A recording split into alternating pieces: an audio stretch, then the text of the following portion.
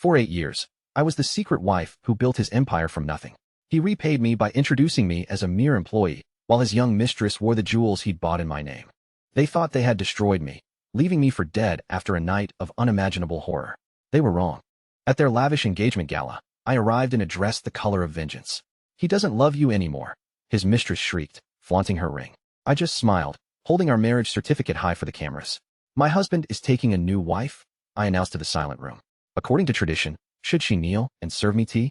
But the true chaos began when the city's most feared and enigmatic billionaire, Zhang Zhao, stepped from the crowd. His cold gaze bypassed my worthless husband and landed on me. "Last night," he declared, his voice cutting through the silence, "I was the one who saved her." Julian Shun was cheating. The realization was a steel needle, dipped in ice, plunging deep into Arya Wen's bones. She stood outside the heavy mahogany door of the CEO's office, the hallway's climate-controlled air feeling like a physical layer of frost seeping through her skin, all the way to her heart. The thin black stiletto heels she wore seemed to merge with the black marble floor, making her feel as if she were sinking into the cold darkness. She took a deep breath. The air, rich with the scent of expensive wood fragrance, couldn't suppress the metallic taste of betrayal rising in her throat. After a long moment, she raised her hand and knocked, her knuckles rapping against the door with a crisp, steady sound that betrayed none of her inner turmoil. "Come in," a deep male voice from within. It was the voice she once thought she'd listened to for a lifetime, but now it sounded distant and strange. Arya clutched the file in her hands, the few thin pages suddenly feeling as heavy as lead. She pushed the door open, her face already adorned with a faint, perfect smile, the standard mask she wore as a top executive of the Shungha Group, and as Julian Shin's wife. She walked calmly to the massive desk and placed the documents in front of him, thoughtfully turning to the page that needed his signature. "Busy? There are a few urgent files that need your signature." Julian had just returned from a business trip to Switzerland, taking an early morning flight straight to the office. He leaned back in his large leather chair, his handsome, distinguished face etched with undeniable fatigue, a slight furrow in his brow. The desk was piled high with documents.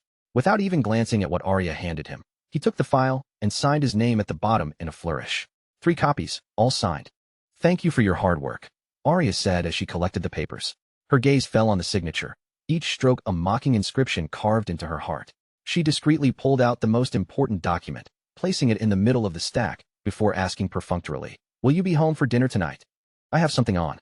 Don't wait up." He didn't look up, his attention already back on the data streaming across his monitor. "All right, I'll see myself out." Arya turned, holding the files. The moment her back was to him, her polite smile froze, shattered, and dissolved into a desolate wasteland. Her eyes swept over the door to the private lounge inside his office. It was slightly ajar. A faint sound came from within, like something soft landing on the carpet from the bed. Her gaze shifted to the sofa area. On the coffee table, colorful wrappers of imported snacks were scattered about, next to a half-finished bubble tea, the straw still bearing the faint imprint of lipstick. And on the carpet beside the sofa, a single nude pink high-heeled shoe lay on its side, its heel slender, the style youthful and bold. In that instant, all her suspicions, doubts, and anxieties found their answer. Arya felt as if she'd been cast into a vacuum. All sound and light receded, leaving only that shoe, a silent slap across her face. Her heart, in that moment, turned to cold ash. The short walk back to her own office felt like it drained all her strength. She sank into her chair, letting out a long, shuddering breath that carried a bone-deep chill. From the stack of documents, she carefully extracted one particular file, a divorce agreement.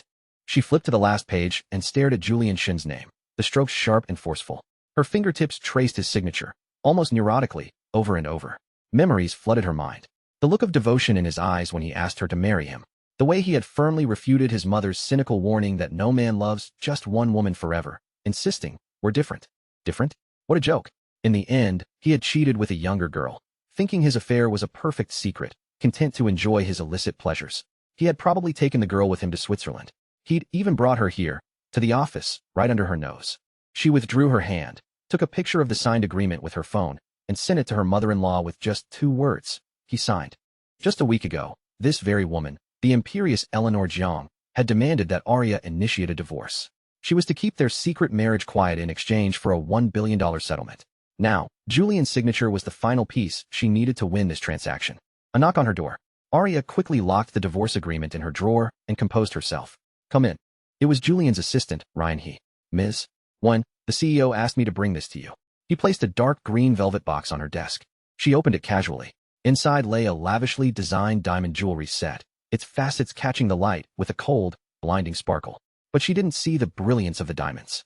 Instead, a blurry, nauseating image flashed in her mind. A short-haired girl with a dazed look in her eyes, wearing a loose bathrobe that exposed a conspicuous love bite on her chest, toying with this very necklace. The background was a messy hotel bed and suggestive lighting. A wave of physical revulsion churned in her stomach. She forced it down, her gaze sharp as a blade as she looked up at Ryan. "Thank you, Ryan." Ryan felt a chill run down his spine under her intense stare and felt compelled to add, "The CEO personally selected this. It's a one-of-a-kind piece, globally exclusive." Yes, the jewelry was one of a kind. His heart, unfortunately, was not. She no longer cared for this kind of exclusivity. A faint smile played on Arya's lips, but her tone was devoid of warmth. "Oh, is that so? How touching. To think he found the time to buy me a gift while being so busy." The words were dripping with a strange sarcasm. Ryan broke into a cold sweat and quickly excused himself. Silence returned to the office. Arya looked at the jewelry set with disgust, as if it were a piece of filthy trash. She took out her phone, snapped a photo, and sent it to a friend who dealt in secondhand luxury goods. "Sell this for me. Donate the money to a children's charity." At 5 in the afternoon, in the underground parking garage, the air was heavy with the smell of gasoline and rubber. As Arya reached her car, a movement in her peripheral vision caught her eye. A black Bentley had just started, its window halfway down. In the back seat, Julian's handsome profile was indistinct in the dim light, but a young woman with short hair was nestled close to him, her round, cute face radiating an unabashed youthful energy. "Mr. Shun." The driver, Ryan, had obviously seen her too. He let out a startled cry and slammed on the brakes. Across the few meters of air and 2 layers of cold glass, Arya's and Julian's eyes met. His gaze instantly darkened to ink, while hers was a landscape of desolate stillness. The girl saw her. Instead of pulling away, she grew bolder, brazenly wrapping her arms around Julian's neck and whispering something intimately in his ear.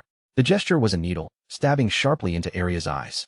Expressionless, Arya broke eye contact, got into her car, started the engine, and drove away.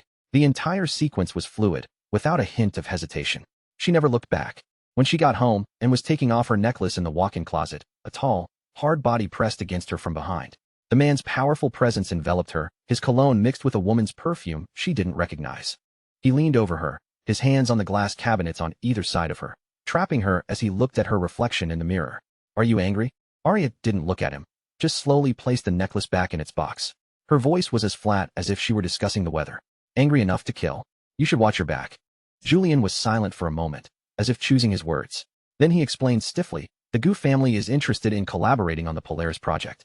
Caleb Gu is the eldest son, and I've been in contact with him recently." The girl in the car was his sister. Arya finally turned her head to look at him, her cool, clear eyes seeming to pierce his soul. "What? He won't cooperate if you don't entertain his sister." "Arya, I'm explaining. Don't be sarcastic." His voice was tinged with anger. "I don't think an explanation is necessary," she said softly, each word crystal clear. "Julian, if you're tired of me, if you want a new woman in this house, I can step aside."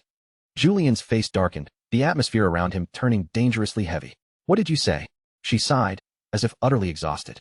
"I said, we can get a divorce." She pushed him away and tried to leave, but he grabbed her and pulled her back forcefully. He gripped her chin, the pressure painful. "Don't you ever," he warned, enunciating each word, "even think about it." Arya said nothing, just looked at him silently. She hadn't just thought about it. She had done it. She was done with him. Late that night, Julian was called away again by a phone call. Arya clearly heard a young, whimpering female voice on the other end. He didn't come home for the next several days. Their only interaction was at company meetings, where he sat at the head of the table and she among the executives, with no eye contact exchanged. She stopped going to the CEO's office on the top floor.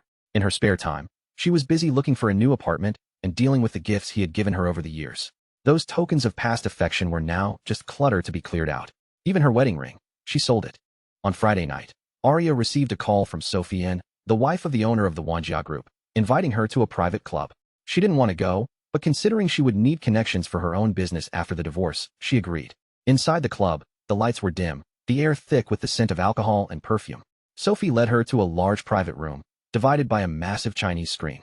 The other side of the screen was noisy, but her side was quiet with only a few people. She had just sat down with a drink when the laughter and chatter from the other side became clear. The topic of conversation soon turned to her. "Speaking of which, Julian doesn't bring Arya into gatherings anymore, huh?" "Of course not. Miss Gu is so young and cute. He takes her everywhere now, dotes on her like she's the most precious thing in the world. After 8 years, no matter how beautiful she is, he'd be sick of her." Arya, when is pretty stupid, following him for so many years only to be used and discarded. A greasy voice piped up. Hey, if Julian doesn't want her, I'll take care of her. I've been fantasizing about that tiny waist of hers for years. The vulgar words washed over her like sewage. Aria's hand tightened around her glass, her beautiful eyes turning icy. She recognized the voices. They belonged to Julian's friends, the same men who called her sister-in-law, with such sweetness to her face. The other women at her table looked at her awkwardly, expecting her to storm out. To their surprise, Aria slowly stood up, smoothed her clothes, and, carrying her drink, walked towards the screen. She rounded it and appeared before the group, casually leaning against the screen and joining their conversation. Gentlemen, I don't think that's entirely fair, do you? The room fell silent instantly. Everyone stared at her as if they had seen a ghost. Aria's gaze swept over the room, finally landing on the short-haired girl in the corner of the sofa. Then, she smiled faintly, her voice soft but audible to everyone. When Julian and I got together, he was a sweet, untouched virgin. So by that logic, didn't I get to screw him for free for 8 years? Just as she finished speaking, the door to the room opened, and 2 tall men walked in. The one in the lead was the man at the center of their discussion, Julian Shen. He stood at the door, his face so dark it looked like it was about to drip ink. Aria felt the terrified gazes of the others shifting back and forth between her and the man behind her. She slowly turned and met Julian's furious, burning eyes. He was here. Perfect. Sister-in-law, we were just joking, someone stammered. Julian strode over, grabbed Aria's wrist, and started to drag her out. But she suddenly twisted around and threw the entire glass of cold drink in her hand directly into his handsome face. The air froze. As everyone watched in stunned silence, Aria pulled her hand free from his grasp and gave him a soft, lovely smile. You and your little darling carry on. I won't disturb your fun. She turned to leave. But Julian, wiping the liquid from his face, looked absolutely livid. He took a step forward, scooped her up over his shoulder, and strode out of the room. When he threw her into the car, Aria felt her head spin. She had just struggled to sit up when she heard his cold question. What were you doing there? Trying to catch me? Aria, don't you realize how stupid and hateful you look right now? Like a shrew? She didn't bother to argue, just reached for the door handle. This car was filthy. Are you ever going to stop? Julian roared, yanking her back. Back home, another suffocating confrontation ensued. He accused her of being unreasonable, warning her to put away her needless suspicions. Aria simply watched him with calm, empty eyes, asking softly whenever he paused, "Is there more?" Finally, he roared in frustration. "Aria, do you know how annoying you are right now?" She stood up, a strange smile on her lips. "Soon, you won't have to be annoyed anymore." That weekend, Julian canceled their plans again, claiming another business trip. Aria wasn't surprised. Alone, she began packing the books from her side of the bookshelf into suitcases, ready to take them to her new apartment. Just as she placed the last book in a box, her phone rang. The caller ID showed her mother-in-law, Eleanor Jiang, a woman who rarely contacted her directly. Aria answered politely, "Mrs. Jiang, hello." On the other end, Eleanor's voice was as arrogant and disdainful as ever. "Come over. Regarding what we discussed, let's put it in writing. Be here by noon." It was an order, not an invitation. All right, Aria agreed. Hanging up, Eleanor stood by the second-floor window, a satisfied look on her face as she watched her son, Julian, walking in the garden with that lively girl, Chloe Gu.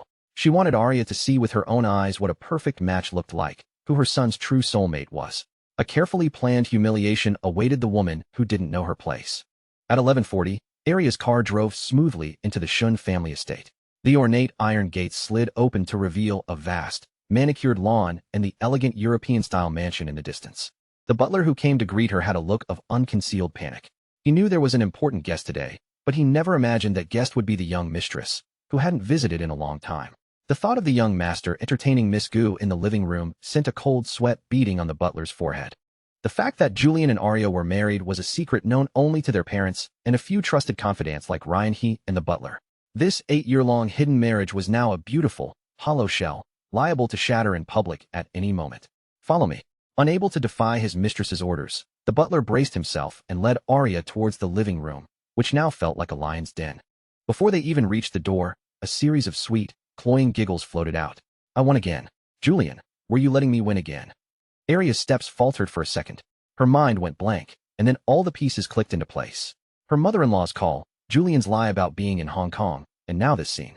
It was a trap, a banquet of humiliation prepared just for her. A soft, cold laugh escaped her lips. She no longer hesitated and strode into the room. She was dressed simply for moving books, a loose white shirt, light-colored jeans, her long hair tied back loosely with a ribbon. Her face was bare of makeup, yet her skin was like snow, her features stunning. A few stray strands of hair framed her face, adding a touch of casual, alluring beauty. In the living room, the moment Julian saw her, his eyes flashed with undisguised shock. "What are you?"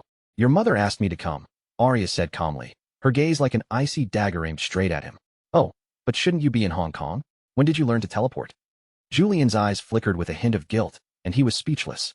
On the sofa, the short-haired girl, Chloe Gu, stood up and walked right up to Arya. With a look of pure innocence, she held out her hand provocatively. "Hi, I'm Chloe Gu." Arya didn't even bother to look down at her, treating her like thin air. Just then, her mother-in-law, Eleanor Jiang, walked in. She took Chloe's hand affectionately, as if she were her own daughter. "Chloe, are you having a good time today? Just make yourself at home." Only then did she turn to Arya, as if just noticing her, and said in the tone one would use to introduce a subordinate. "Oh, this is Ms. One of our company managers. I needed to discuss something with her." With one sentence, she had demoted Arya's 8-year status as a wife to that of a disposable employee. She was telling Chloe that Arya Wen was nobody, and the path for a marriage alliance between the Shun and Gu families was wide open. "So, just a company employee," Chloe said, lifting her chin proudly, her disdain unconcealed. Arya ignored the mother-daughter-in-law duo. Her gaze remained fixed on Julian's face.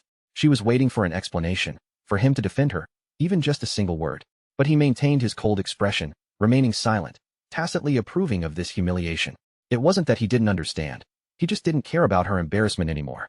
"Mrs. Jiang," Arya finally spoke, her voice frighteningly calm. "Didn't you want to talk to me about something? Why don't we talk about it right here?" But Eleanor waved her hand. "We can talk another time. Since you're here, you might as well stay for lunch." "I won't stay for lunch. I have other things to do." Arya turned to leave. "Stop," Eleanor snapped from behind her. "An elder asks you to stay for a meal, and this is your attitude? You have no manners at all." Arya slowly turned back, her serene eyes studying Eleanor for a long moment before she suddenly smiled. "Fine, I'll stay for lunch. I hope you don't regret it." She walked over to a single armchair and sat down with a poise that suggested she was the lady of the house. Seeing this, Chloe immediately clung to Julian again, whining, "Julian, let's keep playing chess." Julian subtly pulled his arm away, his gaze complicated as he looked at Arya. "Does Ms. Wen know how to play?" Chloe, seemingly having found a new battleground, challenged Arya. Arya's eyes swept over the fine jade go set on the table, but the pieces were placed in a ridiculously childish pattern. They were playing a simple game of 5 in a row, and at this child's game, Julian had somehow just lost. He wasn't incapable of humoring people, he just wouldn't humor her anymore. The last shred of warmth in her heart died. She looked up, a dead smile on her lips. "I do. Would you like to play, Miss Gu?" Chloe, full of confidence, reset the pieces. "White or green, Ms. One." Arya extended her slender fingers and took the bowl of green jade pieces. "Green. It suits me." Julian's face instantly darkened. The warning in his eyes was almost palpable. Chloe and Eleanor paused, then realized she was insulting them indirectly. The game began. Chloe's moves were clumsy and chaotic. Arya placed her pieces seemingly at random, yet every time Chloe thought she was about to win, Arya would block her path with precision. After a few rounds, Chloe was agitated, a fine sweat breaking out on her forehead. The feeling of having victory snatched away again and again was more tormenting than an outright loss. "I win." Chloe finally managed to get 4 pieces in a row in a hidden corner. With one more move, she would win. She triumphantly placed her piece and declared victory. Eleanor immediately started clapping. But in the next second, they saw Arya's elegant fingers leisurely pick up 1, 2, 3 of her seemingly random pieces from the board. Without them noticing, her green stones had already formed an unshakable straight line. Both of their faces turned pale. Chloe, unwilling to accept defeat, cheated, forcing another piece onto her line of 4. "I have 5 too. I win too." Arya looked at her as if she were an idiot for a few seconds, then gracefully added another piece to the board, forming another line of 5. In the minute that followed, she used nearly all the green pieces on the board, each new line of 5 a silent slap across Chloe's face. Chloe finally broke down, covering her face and crying. "That's enough." Julian suddenly reached out and snatched the box of stones from Arya's hand, his expression glacial. Chloe immediately threw herself into his arms, sobbing as if she had been terribly wronged. Julian held her and comforted her softly, while Eleanor pointed at Arya and scolded her. "It's just a game. Why be so serious? You come from a humble background, so you're petty and jealous." The accusations blurred in Arya's ears. She looked at Julian's face, a face she had once been so captivated by, now twisted and gray. Whatever. Just 20 more days. Let him do as he pleased. She casually tossed the last stone in her hand onto the board and rose with a weary air. Her nails, she realized, had dug deep into her palms. A few drops of blood splattered onto the white jade board like stark, beautiful plum blossoms. "Arya." Julian's voice finally held a trace of anxiety. He started to get up to follow her, but Chloe clung to him, crying even harder. Arya left the Shun estate without looking back. On the way, Julian's calls came one after another. She blocked his number. Then she sent a text to her mother-in-law. *1.5 billion. A penny less, and I'll make you all pay dearly. Asterisk. The sky outside grew dark, and a light rain began to fall. Suddenly, a yellow blur flashed in front of her. A motorcycle cut dangerously in front of her car. Startled, she slammed on the brakes, but it was too late. With a loud bang, a massive impact hit her from behind. Her head slammed into the steering wheel. A sharp pain exploded from her forehead, and a warm liquid instantly blurred her vision. Someone knocked on her window. She lowered it to see a refined, middle-aged man holding a black umbrella, his face apologetic. "Miss, I am so sorry. We will take full responsibility. It's just that my young master is in a hurry. Could we perhaps exchange contact information first?" "Let's call the police," Arya said, her already foul mood hitting rock bottom. She got out of the car and saw the back of her vehicle crumpled by a Bentley. The rain fell harder, soaking her white shirt until it clung to her body, outlining her curves. She pressed one hand to her bleeding forehead and called the police with the other, radiating an aura of deep frustration and detachment. From the back seat of the Bentley, a pair of deep, almond-shaped eyes watched her quietly through the rain. When the police arrived, a silver Maybach pulled up behind them. The door opened, and a tall, slender man got out, joining the older man. He was dressed in a well-tailored suit, his demeanor proud and noble, his pale skin even more striking under the gloomy sky. He noticed her gaze and looked at her. His eyes were sharp, with a strange sense of familiarity. "Give this to her," the man said, handing the suit jacket draped over his arm to his assistant, before getting into the Maybach without a second glance. The assistant ran over to Arya with the jacket. "Miss, your clothes are wet. Please put this on." Arya finally noticed her own disheveled state and embarrassedly took the jacket. It still held the warmth of its owner, and a dry, rich scent of sandalwood dispelled the chill of the rain, strangely calming her chaotic mind. That night, Arya came down with a high fever. Julian, having found out somehow, rushed to the hospital, paid for her medicine, and forcibly took her home. He made porridge and fed her medicine, playing the part of a devoted husband, giving her the false impression that maybe, just maybe, he still loved her. At midnight, her fever hadn't broken. She tossed and turned in a haze. Buzz, buzz. On the nightstand, Julian's phone suddenly vibrated. They both looked over. The time was 12:35 a.m. In the dead of night, the name flashing on the screen was especially jarring. Candy. The phone's vibration in the silent bedroom was like a relentless insect, buzzing on the nightstand, drilling into Arya's ears and fraying her last nerve.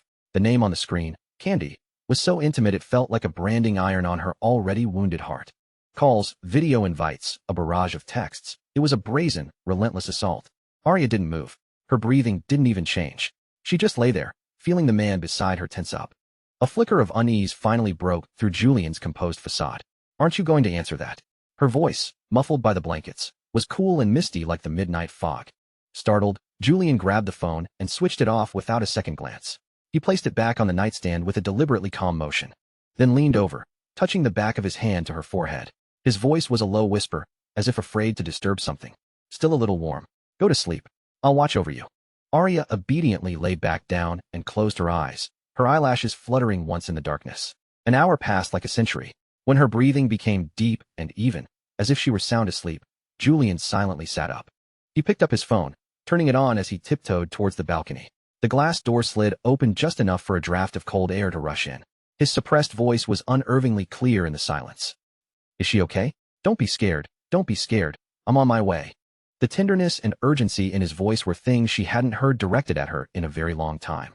He returned to the bedroom, grabbed his coat, and left without another glance at the woman in the bed. The door clicked shut softly, the sound of something inside her finally breaking for good. After he left, Arya slowly opened her eyes. They were pits of darkness, utterly devoid of light. She had never been asleep. She didn't know what she was still hoping for. A man whose heart had strayed was like a rotting piece of fruit, only getting more putrid by the day, until it emitted a nauseating stench. At 4:30 in the morning, Julian returned. Seeing the lump in the bed, he let out a sigh of relief. He walked over and felt her forehead again. The fever had broken. He went into the bathroom. The sound of the shower was like an attempt to wash away some unclean stain. Moments later, he came out in a bathrobe, slid into bed beside her, and habitually wrapped an arm around her waist from behind. After he was sound asleep, Arya used all her strength to gently lift his heavy arm from her body. She sat up in the dim light of the bedside lamp and coolly studied the sleeping man. His features were still handsome, his thin lips slightly parted, his Adam's apple prominent. Her gaze slowly traveled down to his collarbone. There, she saw a row of fine, clear bite marks, a possessive claim made by someone else. In that instant, Arya felt as if 1,000 ice needles had pierced her chest. Even breathing was a bloody, painful act. This polluted, filthy body was lying right next to her. A terrifying thought crossed her mind, to take a pillow and press it down on his face until he stopped breathing. Early the next morning, when Julian came downstairs, he was met with a scene of domestic tranquility. Arya, wearing an apron, was busy in the open-plan kitchen. The dining table was set with 2 exquisite breakfasts. "Your fever just broke. Why aren't you resting?" He walked over, intending to touch her forehead. Arya subtly sidestepped him. "It was just a small cold, I'm fine." His hand hung awkwardly in the air for a moment. But seeing that she seemed calm and no longer angry, he didn't press the issue. "I want to discuss something with you," Arya said, sitting down across from him. "What is it?" "I want to quit my job." Julian's hand, holding a glass of juice, froze. He looked at her, stunned. She continued without waiting for him to ask. "I've been working so hard for years. I'm tired. I want to experience the comfortable life of a wealthy wife for a while, travel a bit, enjoy myself." He stared at her, trying to discern the truth in her words. She offered him a relaxed smile. "What? You think I'm a masochist who doesn't know how to enjoy life?" Julian was silent for a moment before finally nodding. "All right, you can stay home. We can use the time to try for a child." Arya's smile didn't waver, but inwardly, she sneered. Asterisk, how wonderful for you. I'll be your broodmare while you continue your nightly escapades with your candy. In your dreams. Asterisk. I'll handle the resignation process in the next few days, she said brightly. I've already made plans with Sasha to travel to Europe. It's been too long. Her law firm is so busy. Does she have time for you? Yes, she's making time especially for me. Julian fell silent, as if considering something. A trip would be good, he finally said. I'll arrange the itinerary for you in advance. Arya just smiled, non-committal. By then, it wouldn't be a trip. It would be a final departure. Over the next few days, using her recovery as an excuse, she began slowly packing her things. A few items of clothing one day, a few handbags the next. The closets in the walk-in wardrobe grew emptier each day. Anyone paying the slightest attention would have noticed something was wrong. But Julian was completely oblivious. He was sitting on the sofa by the French windows, smiling at his phone, when she carried their enormous wedding portrait out to a metal drum in the yard. If he had torn his eyes from the screen for even a second, he would have seen his wife's final, resolute act. Arya stood in the fading sunlight, watching him for a long, long time. It wasn't until the plastic of the lighter in her hand grew hot against her skin that she finally let it go. With a whoosh, flames engulfed the gasoline-soaked frame. In the fire, the smiling, happy face of her younger self and the man whose eyes were once filled only with her began to twist and melt, finally turning into a pile of black ash. A suffocating feeling seized her heart. She stared at the ashes, her eyes misting over. What are you burning? Julian finally noticed the commotion outside and came out, frowning. Arya looked up, forcing back the wave of emotion. When she turned to him, her eyes were slightly red, but her smile was gentle. Nothing, just some useless trash. On Friday, she picked up her repaired car from the dealership. After settling the compensation, she remembered the suit jacket. After some hesitation, she added a line to the end of her transfer message to Mr. Chun. I know this is a bit forward, but could you tell me your young master's height, weight, and measurements? She wanted to buy him an identical suit to return, not wanting to be indebted to him. The message went unanswered. In the afternoon, she returned to the company to finalize her handover. Before the end of the workday, she went to the break room for water and overheard a piece of news that made her blood run cold. Chloe Gu, the fourth daughter of the Anshin Group, had officially started working today. The CEO had arranged for her to use the private lounge inside his own office. Arya returned to her office with an empty cup and sat in silence for a long time. Then, she picked up the resignation letter she had printed long ago and headed for the top floor. Ryan he rushed to intercept her, looking terrified. Ms. 1, the CEO is in a meeting. It's not a good time. Arya nodded knowingly and pretended to turn away. The moment Ryan relaxed, she pivoted and strode quickly and steadily toward the closed door. She grabbed the handle, twisted, and pushed. Sometimes, she hated herself. She had already decided to let go, so why did she feel the need to subject herself to this one last disgusting scene? But people are, after all, slaves to their emotions. Ah! A scream echoed from inside the office. Chloe Gu, wrapped only in a bath towel, was clinging to Julian's back like an octopus. The indulgent smile on Julian's face froze the instant he saw Arya. Ryan stammered a pathetic excuse about moving files, got sweaty, needed a shower. Arya just gave him a light, dismissive glance. Ryan, you're a top university graduate. You're turning into a pimp. She walked to the desk and placed her resignation letter down, her tone as calm as if she were discussing the weather. I told you I was resigning. I won't be coming and starting tomorrow. Julian couldn't meet her eyes. As you wish. She nodded and turned to leave. But behind her, Chloe's sharp voice shrieked. Julian doesn't love you anymore. He loves me now. We. Stop talking. Julian yelled, cutting her off. Aria's back stiffened. She turned to face Chloe and said, enunciating every word, love or no love, you're still a mistress. And if I can push open this door, I can brand you both as a cheating scumbag and his trashy mistress for all eternity. How dare you call me trash? Chloe shrieked, lunging at her. Aria slapped her across the face without hesitation. When Chloe tried to attack again, Aria ripped the towel off her and pushed her to the ground. But before she could pull her hand back, a powerful force yanked her backward. She lost her balance and staggered back, her lower back slamming hard against the sharp corner of the desk. A dull thud and an agonizing pain shot through her body. It hurt so much she couldn't even make a sound, cold sweat beading on her forehead. Julian didn't even look at her. He quickly took off his suit jacket, knelt, and wrapped it around the naked Chloe, then roared at Aria. Aria, get out. She bit her lip, her eyes red, and used her last ounce of strength to stand up straight. Julian Shen, you absolutely disgust me. She pushed past Ryan and limped out of the suffocating office, one step at a time. In the elevator, she leaned against the cold metal wall, her voice barely a whisper as she called Sasha Gao. Sasha, I want to end this early. I really don't want to see his face ever again. Later, lost in darkness and pain, a deep, clear male voice suddenly spoke from above her. Are you about done? Aria's eyes shot open. She turned her head and saw a pair of deep, almond-shaped eyes, as cold as a glacier. She recognized him. The man from the rainy night, the man with the suit jacket and the sandalwood scent. Seeing her just staring blankly, he sighed and leaned past her, his long, elegant fingers pressing the fingerprint sensor on the elevator panel. The elevator finally began to move. Just then, his phone rang. He answered it, his cool voice filling the small space. What is it? Measurements? Ms. When asked for them, Aria's face flushed crimson. By the time Sasha arrived, she had calmed down, but the sharp pain in her back kept her pinned to the bed.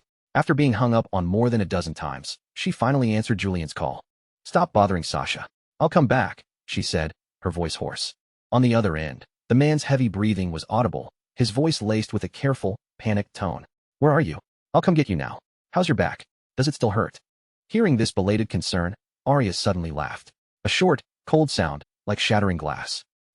Julian, your hypocrisy is truly skin-crawling. A short, suffocating silence followed on the other end of the line. Aria's mockery was a needle, puncturing Julian's carefully constructed facade. After a long moment, he found his voice, laced with an undeniable awkwardness. Today was an emergency. I didn't mean to. Don't bother. Aria cut him off. Every word he spoke felt like poison coated in sugar, making her sick to her stomach. Intentional or not, it doesn't change the fact that you laid a hand on me. Fine. It's my fault. It's all my fault. His voice suddenly rose, his patience rapidly evaporating. Just tell me where you are. I need to know now. Aria remained silent, the only sound on the line his increasingly heavy, angry breathing. You will come home tonight, he finally snapped, his control gone, issuing a final ultimatum.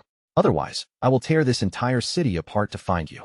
Listening to his familiar, terrifying possessiveness, Aria finally relented. She didn't want to expose this newfound sanctuary to his madness. She agreed to be home in an hour. On the way back, Sasha drove, her face etched with worry. That bastard does all this to you and still acts like he's entitled to everything. If he finds out you tricked him into signing the divorce papers, I'm genuinely afraid he'll snap and kill you. Aria leaned back, gazing at the myriad lights of the city outside. None of those warm, welcoming lights belonged to her. She curled her lips into a semblance of a joke. Guess I'd better prepare some poison, then. Get him before he gets me. When she stepped into the cold villa, Julian was there to meet her, his expression a mixture of concern and barely concealed irritation. Aria glanced at him coolly and bent down to change her shoes. A sharp pain shot through her injured back, and her brows knitted together. Julian instinctively reached out to steady her. Don't touch me. Aria's reaction was visceral, as if she'd been touched by a snake. She jerked back, choosing the pain in her back over his touch. Her revulsion was raw and undisguised. Julian's hand froze in midair, a heavy feeling settling in his chest. He retracted his hand and followed her, holding out his phone. I had security cameras installed in my office. You can watch the feed anytime. What happened today won't happen again. Aria was surprised. She'd expected him to try to smooth things over like he used to. She looked at the small camera feed on the screen, then asked thoughtfully, Is this because you're afraid I'll catch you off guard again and humiliate your little candy? Julian was taken aback. He took a deep breath and launched into his prepared speech. There's really nothing between us. I admit, I find her interesting and cute, but I only see her as a little sister. Her father asked me to let her work at the company to learn a few things. We're about to sign a major deal with the Anshin Group next week. How could I refuse such a small request from the Gu family? What a perfect excuse. For the good of the company, to save face for a business partner, He could justify indulging a girl's every whim, even if it meant hurting his own wife. Arya sneered internally, but her face softened into a look of dawning understanding. Oh, so that's it. Really just a sister? But didn't she say you two have spent many nights together? A brother sleeping with his sister. That's incest. Julian's expression darkened. I told you, she's just a spoiled kid who talks nonsense. Talks nonsense. And yet you still find her interesting and cute. He finally heard the sharp edge in her voice and sighed, trying to end the conversation. In any case, there's nothing between us. You go on your trip. When you come back, we'll start trying for a baby. I promise you, the position of Mrs. Shin will always be yours. Arya stared at him, her smile growing wider. She understood now. The position of Mrs. Shun was hers, a cage, a title, a shield that would allow him to be even more reckless. All she had to do was turn a blind eye to his increasingly debauched lifestyle. He could go out, seek thrills, sleep with his sister, and then come home and expect his wife to bear his children and continue his family line. He could slice her heart to pieces with 1,000 cuts and still expect her to hold that shattered heart in her hands and be grateful to him. This man was so cruel, so selfish. Honey, I love you, he said, seeing her smile, assuming the storm had passed. He stepped forward and pulled her into a tight, unyielding embrace, his voice thick with emotion, as if he were truly afraid of losing her. Being held by him, Arya felt nothing. Every new insight into his character only strengthened her resolve to leave. That night, he called a doctor who confirmed her back injury was just a soft tissue contusion. He was even attentive enough to wait outside the bathroom, offering to help her wash. Arya just smiled and refused. If he dared to touch her with hands that had been on another woman, she thought, she really would put poison in his coffee. When she came out in her nightgown, still fragrant and damp from her shower, the desire in Julian's eyes was almost tangible. He wrapped his arms around her from behind, his hot lips pressing against her shoulder. I'll be gentle. I'm tired and in pain. I'm really not in the mood. She interrupted him coldly. He finally let her go and walked out of the room without another word. For the next few days, Arya didn't go to the office. She arranged a private dinner with her subordinates from the project department to say a formal goodbye. The mood was somber. The leader of Project Team 3, Mandy Zhu, a girl who had been with her the longest, burst into tears. Everyone knew that the CEO had brought in that Miss Gu to force Arya out. Who could endure such humiliation? At the end of the dinner, someone suggested, Ms. Wen, maybe you should look into the Junyi group. I heard the heir who just returned from Wall Street is recruiting, and the chief secretary position is still open. The heir of Junyi, Zhang Zhao. The name was like a stone dropped into the still waters of Arya's heart. That evening, she called a friend, Vivian Yao, a socialite who moved in elite circles. Darling, asking about other men? Aren't you afraid your dear Julian will get jealous? Vivian's lazy laugh came through the phone. Just planning for my future, Arya said, her voice deliberately fragile. For the rest of my life, I'm only putting my faith in money. Ha. Vivian laughed heartily. All right, leave it to me. I'll make sure you get to meet this god of wealth. However, before she heard back from Vivian, she received another blow from Julian. That night, he came into her study, a rare occurrence. Just as she closed her laptop, he brought up a non-negotiable matter in a negotiable tone. Chloe wants to join your project department. Arya's face visibly froze, turning colder by the second. Of all the departments in the company, she has to mess with the project department? Be reasonable, Arya. His frustration erupted instantly. You've already resigned. The project department isn't yours anymore. The only reason I'm telling you is out of respect. Can't you consider my difficult position? Am I supposed to ruin my relationship with the Gu family over your feelings? For a moment, Arya was stunned speechless by his twisted logic. Her man was stolen, her career was being taken over, and somehow, she was the one at fault. A bitter taste rose in her throat. She almost laughed out loud. Whatever, she said softly, her voice as light as a feather. She was tired. She didn't want to fight anymore. 3 days later, Arya went to the company to finalize her handover. Chloe Gu, dressed in designer clothes, sat in her former office like a victor, casually tossing the awards Arya had displayed on a shelf into the trash. How does it feel, Arya won, she gloated. Lost your man, lost your job. You know why? Because I'm noble, and you're trash. Pretty things like you are just toys for men to use. Arya waited for her to finish, then looked down at her with a cool gaze, her words sharp and piercing. Noble in what way? Your pig brain that can't even win at 5 in a row? Or your habit of treasuring my used goods? You and Julian can stay locked in your filthy sty together for all I care. Chloe went berserk, screaming and charging at her. Arya didn't move. Just as Chloe got close, Arya slammed the thick stack of files in her hand into Chloe's face with all her might. Handover complete, Arya said coldly. I wish you the best in running Xinghe into the ground. She walked out of the office to the sound of Chloe's crazed curses. The project department staff gathered around her. Mandy Zhu, her eyes red, picked up the awards from the trash and carefully wiped them clean. Ms. 1, I'll walk you out. This small warmth in the darkness made Aria's eyes well up. As she drove away from the Shenghe Group building, it started to rain again. 10 days left. Almost there. She didn't know that after she left, when the Goose siblings complained to Julian, he remained silent for a long time before saying in an unchallengeable tone, "She is my woman. No one touches her." That evening, just as Aria received the good news from Vivian that a meeting had been set, she was at the gym when Julian called. He wasn't coming home again. She hesitated, then answered. There were no words from the other end, only the sound of a man and a woman's panting, intertwined breaths, and a woman's deliberately suppressed but provocative moans. In that instant, Aria's already unsettled stomach lurched violently. She bent over and threw up her dinner all over the floor. The phone slipped from her hand, its screen shattering on impact. She was violently ill, heaving until only bile came up. She didn't know how she made it back to her room. Lying in bed, she thought she would be tormented by the pain all night. But she wasn't. Everything was silent. She could hear her own slow, heavy heartbeat. At some point, she calmly closed her eyes and fell into a deep sleep. The next day, at dawn, Aria got up, washed her face, expressionlessly cleaned up the mess in the gym, ate breakfast, and went out to buy a new phone. In the afternoon, she changed into an elegant dress, applied a light, tasteful makeup, and arrived at the Dragon Bay Golf Club as scheduled. The sun was shining, the grass was green, and the air was fresh. After hitting the most disgusting rock bottom, her life was finally beginning anew. At the Dragon Bay Golf Club, Vivian Yao was already waiting by the driving range. She was a vibrant sunflower in a yellow athletic skirt, her wavy hair cascading down her back. But when she saw Aria, she let out an exaggerated sigh and poked her arm in disapproval. Look at you, all covered up in a long-sleeved, high-necked blue outfit. You might as well have wrapped up your neck too. Honey, men are visual creatures. Aria gave a wry smile. I'm here for a job interview, not a beauty pageant. To her, the outfit was fresh, professional, and perfectly appropriate. Beauty and capability aren't mutually exclusive, Vivian said, dragging her into the locker room. Good thing I brought an extra outfit. Our sizes are similar. Now change. Unable to refuse, Aria changed. When she emerged, the woman in the mirror was almost a stranger. A tight, sleeveless white top and a short, black pleated skirt accentuated her stunning curves, and her long, slender legs seemed to glow under the lights. She looked like a little wildcat who had just wandered into the human world. Oh my God, Vivian gasped. Aria, I had no idea you were hiding all that. Julian Shun must be blind. Aria frowned at her reflection. Dressed like this, would Zane Zhao think she was trying to seduce him? She was about to change back when Vivian's phone rang. It was their host, saying the men had arrived. Well, what's done is done. Aria braced herself and followed Vivian out. The golf cart sped along the winding path, opening up to a breathtaking view of forests and lakes. In the near distance, two men in athletic were talking. One was Ethan Chu of Jingran.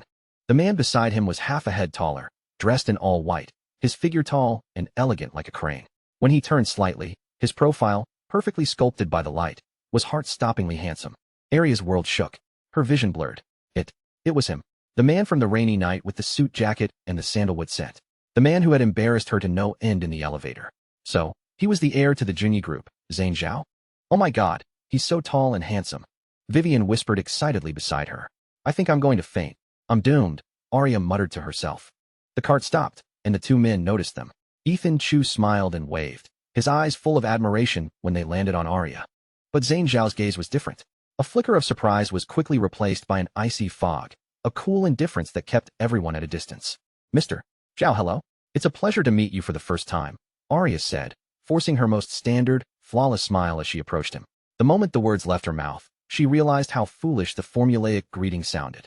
First time, Zane Zhao's light eyes met hers, his voice lilting upwards with a playful note. Aria's expression almost cracked. She held her smile, her eyes pleading with him not to expose her. He seemed to understand. A faint, almost imperceptible curve touched his lips. His voice was rich and deep, with a hint of a laugh. Miss Wen, you seem very pleased. It wasn't a compliment, it was pure sarcasm. Aria sighed internally but continued to play her part. The game of golf was torture. When they finally took a break, Vivian made an excuse to look at clubs, dragging Ethan with her to give Aria some time alone. Aria dutifully opened a bottle of water and handed it to Zane. He stared at her hand for a few seconds before taking it, but he didn't drink, just placed it on the table. Miss One of the first meeting, he began, elegantly wiping his brow with a towel, his tone casual. Going to all this trouble to meet me. Surely it wasn't just to ask for my measurements. The single sentence was a double-edged sword. Aria's face flushed a deep red. She took a breath and explained, saying it was our first meeting was a slip of the tongue. As for why I wanted to meet you, it's because I heard you were hiring a chief secretary. Zane Zhao put down the towel and looked her up and down. You're not suitable. He had rejected her without even asking a single question. A spark of defiance ignited in Arya. She followed him as he stood and walked into the woods behind them.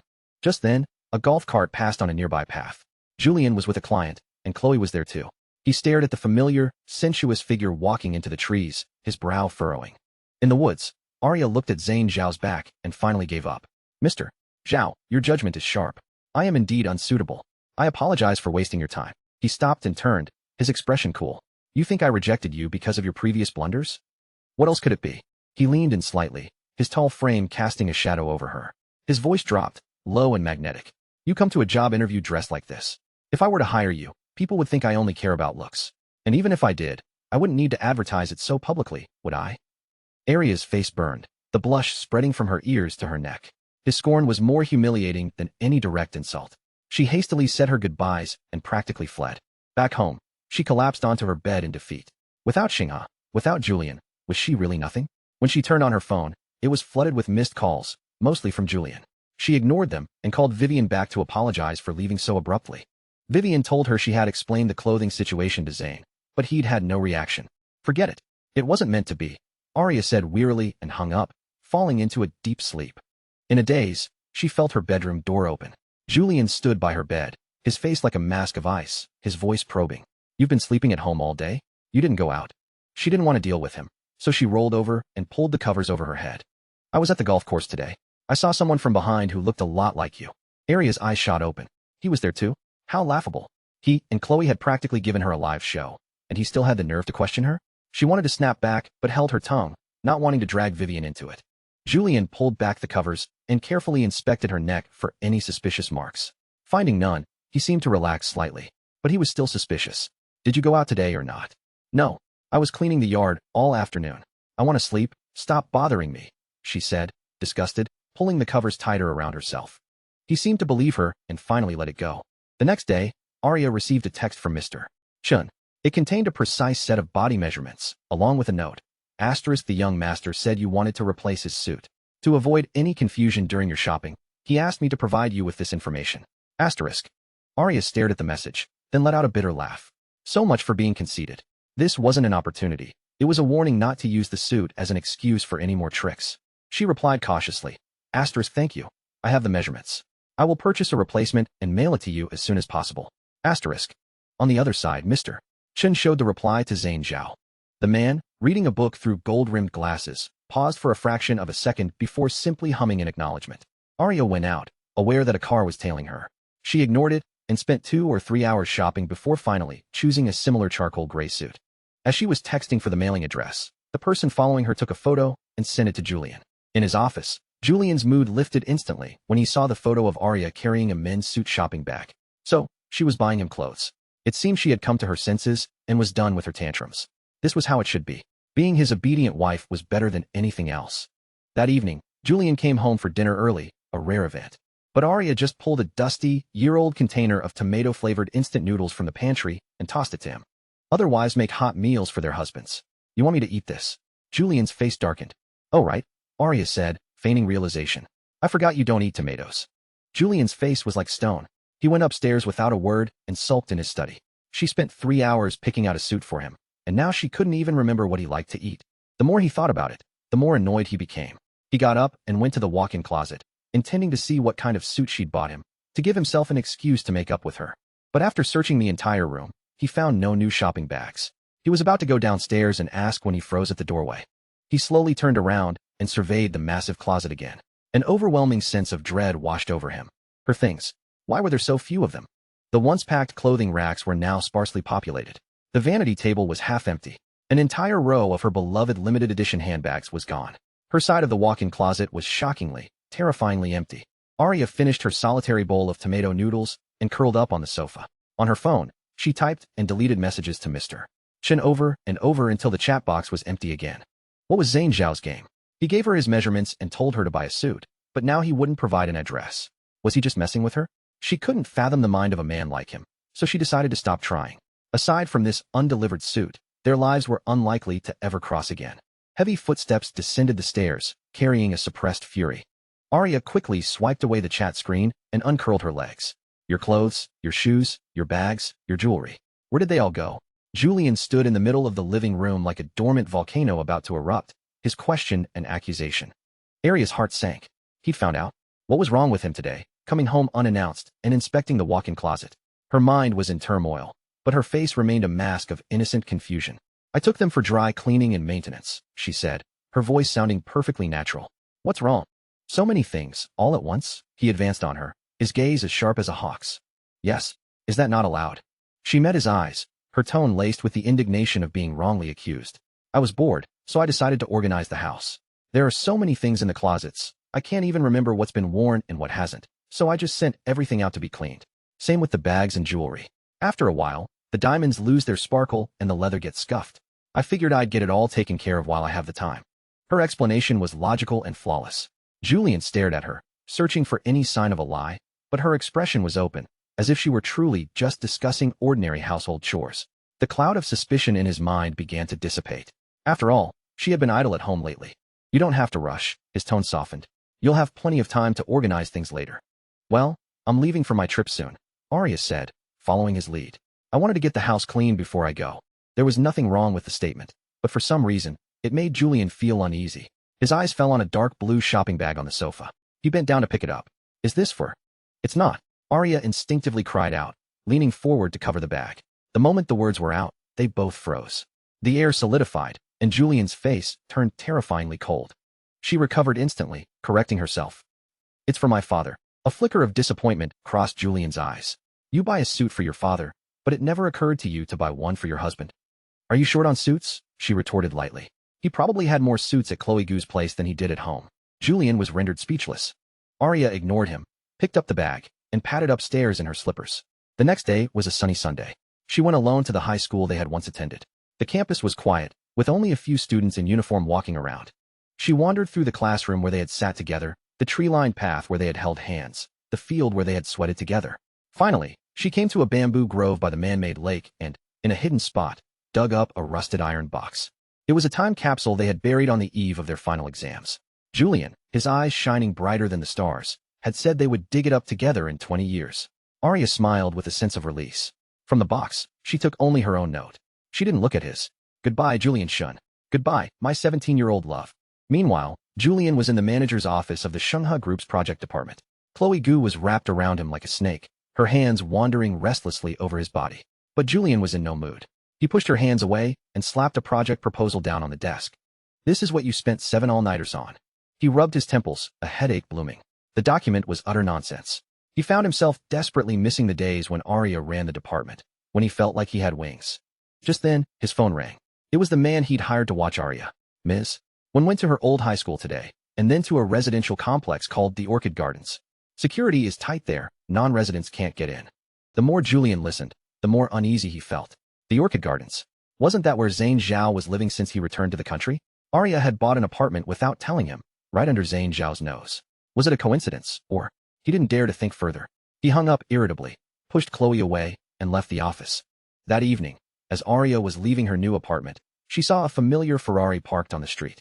The window was down, and Julian sat inside, smoking. The white smoke curled around his cold, handsome features, his expression grim. She took a deep breath, her mind racing.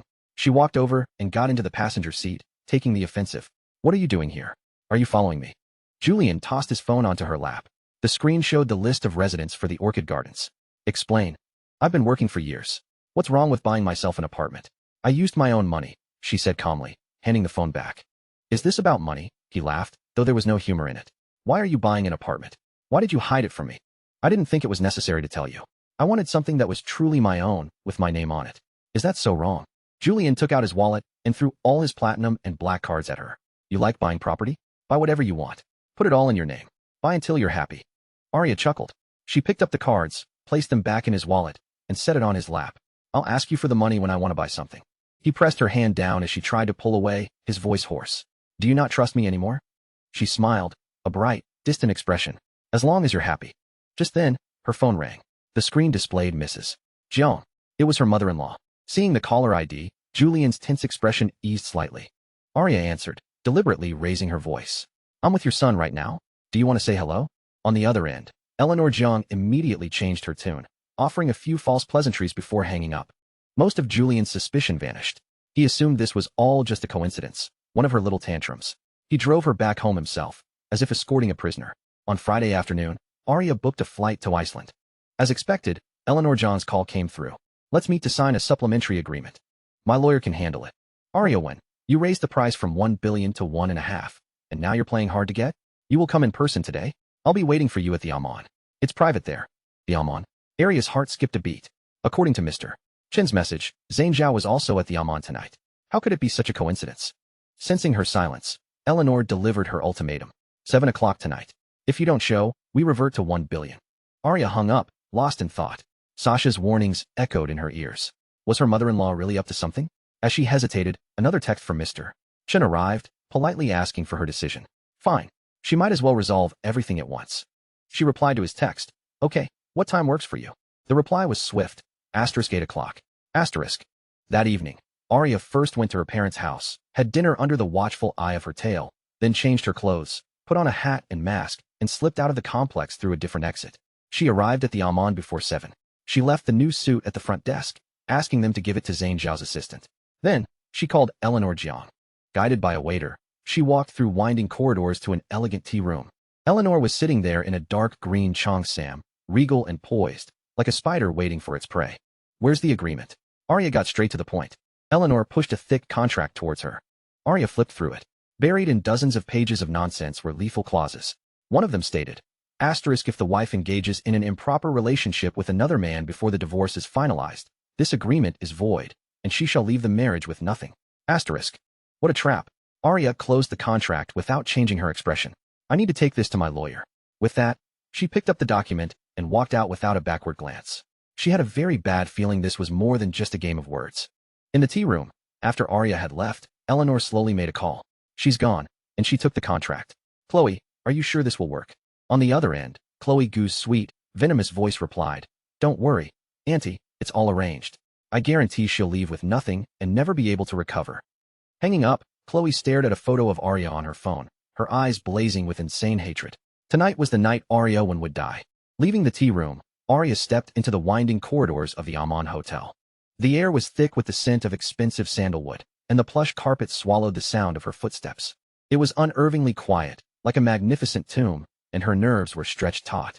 She kept glancing over her shoulder, but after a long walk, no one seemed to be following. She let out a small breath of relief. Maybe she was being paranoid. As much as Eleanor Jiang despised her, surely she wouldn't resort to such base tactics at the very last moment. The bright lights of the lobby were just ahead. Arya took out her phone. It was 7:40 p.m. She opened her chat with Mr. Chun and started typing. I've arrived. I'm at the... Just then, a female server in a black uniform hurried around the corner and bumped straight into her. I'm so sorry, so sorry. The woman apologized, reaching out to steady her. It's fine, I'm okay.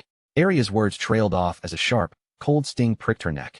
A chill shot through her, and her blood seemed to freeze in her veins. She tried to push the woman away, but the world was already spinning. A strange smile touched the server's lips.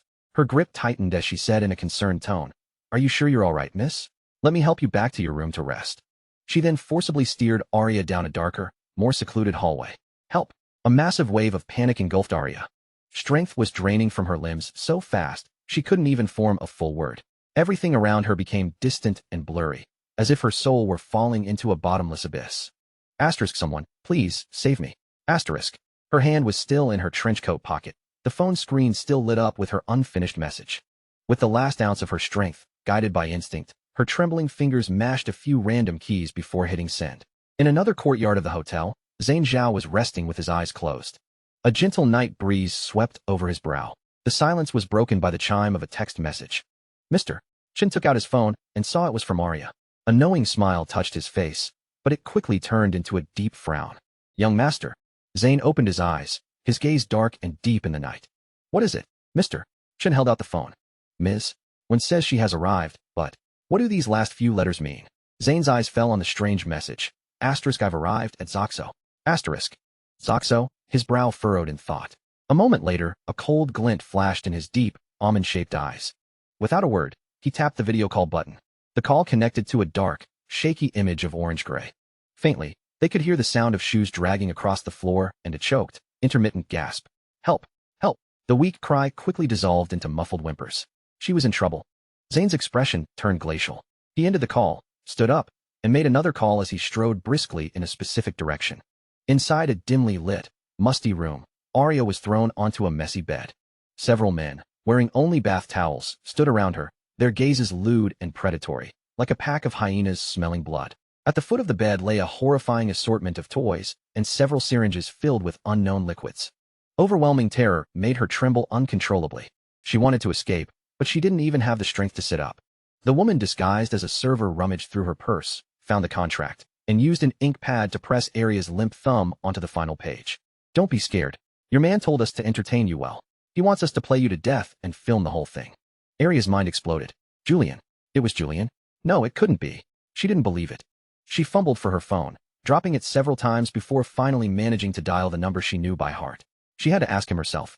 After being disconnected 3 times, the call finally went through. But the voice on the other end wasn't Julian's. It was Chloe Gu's, sweet and venomous.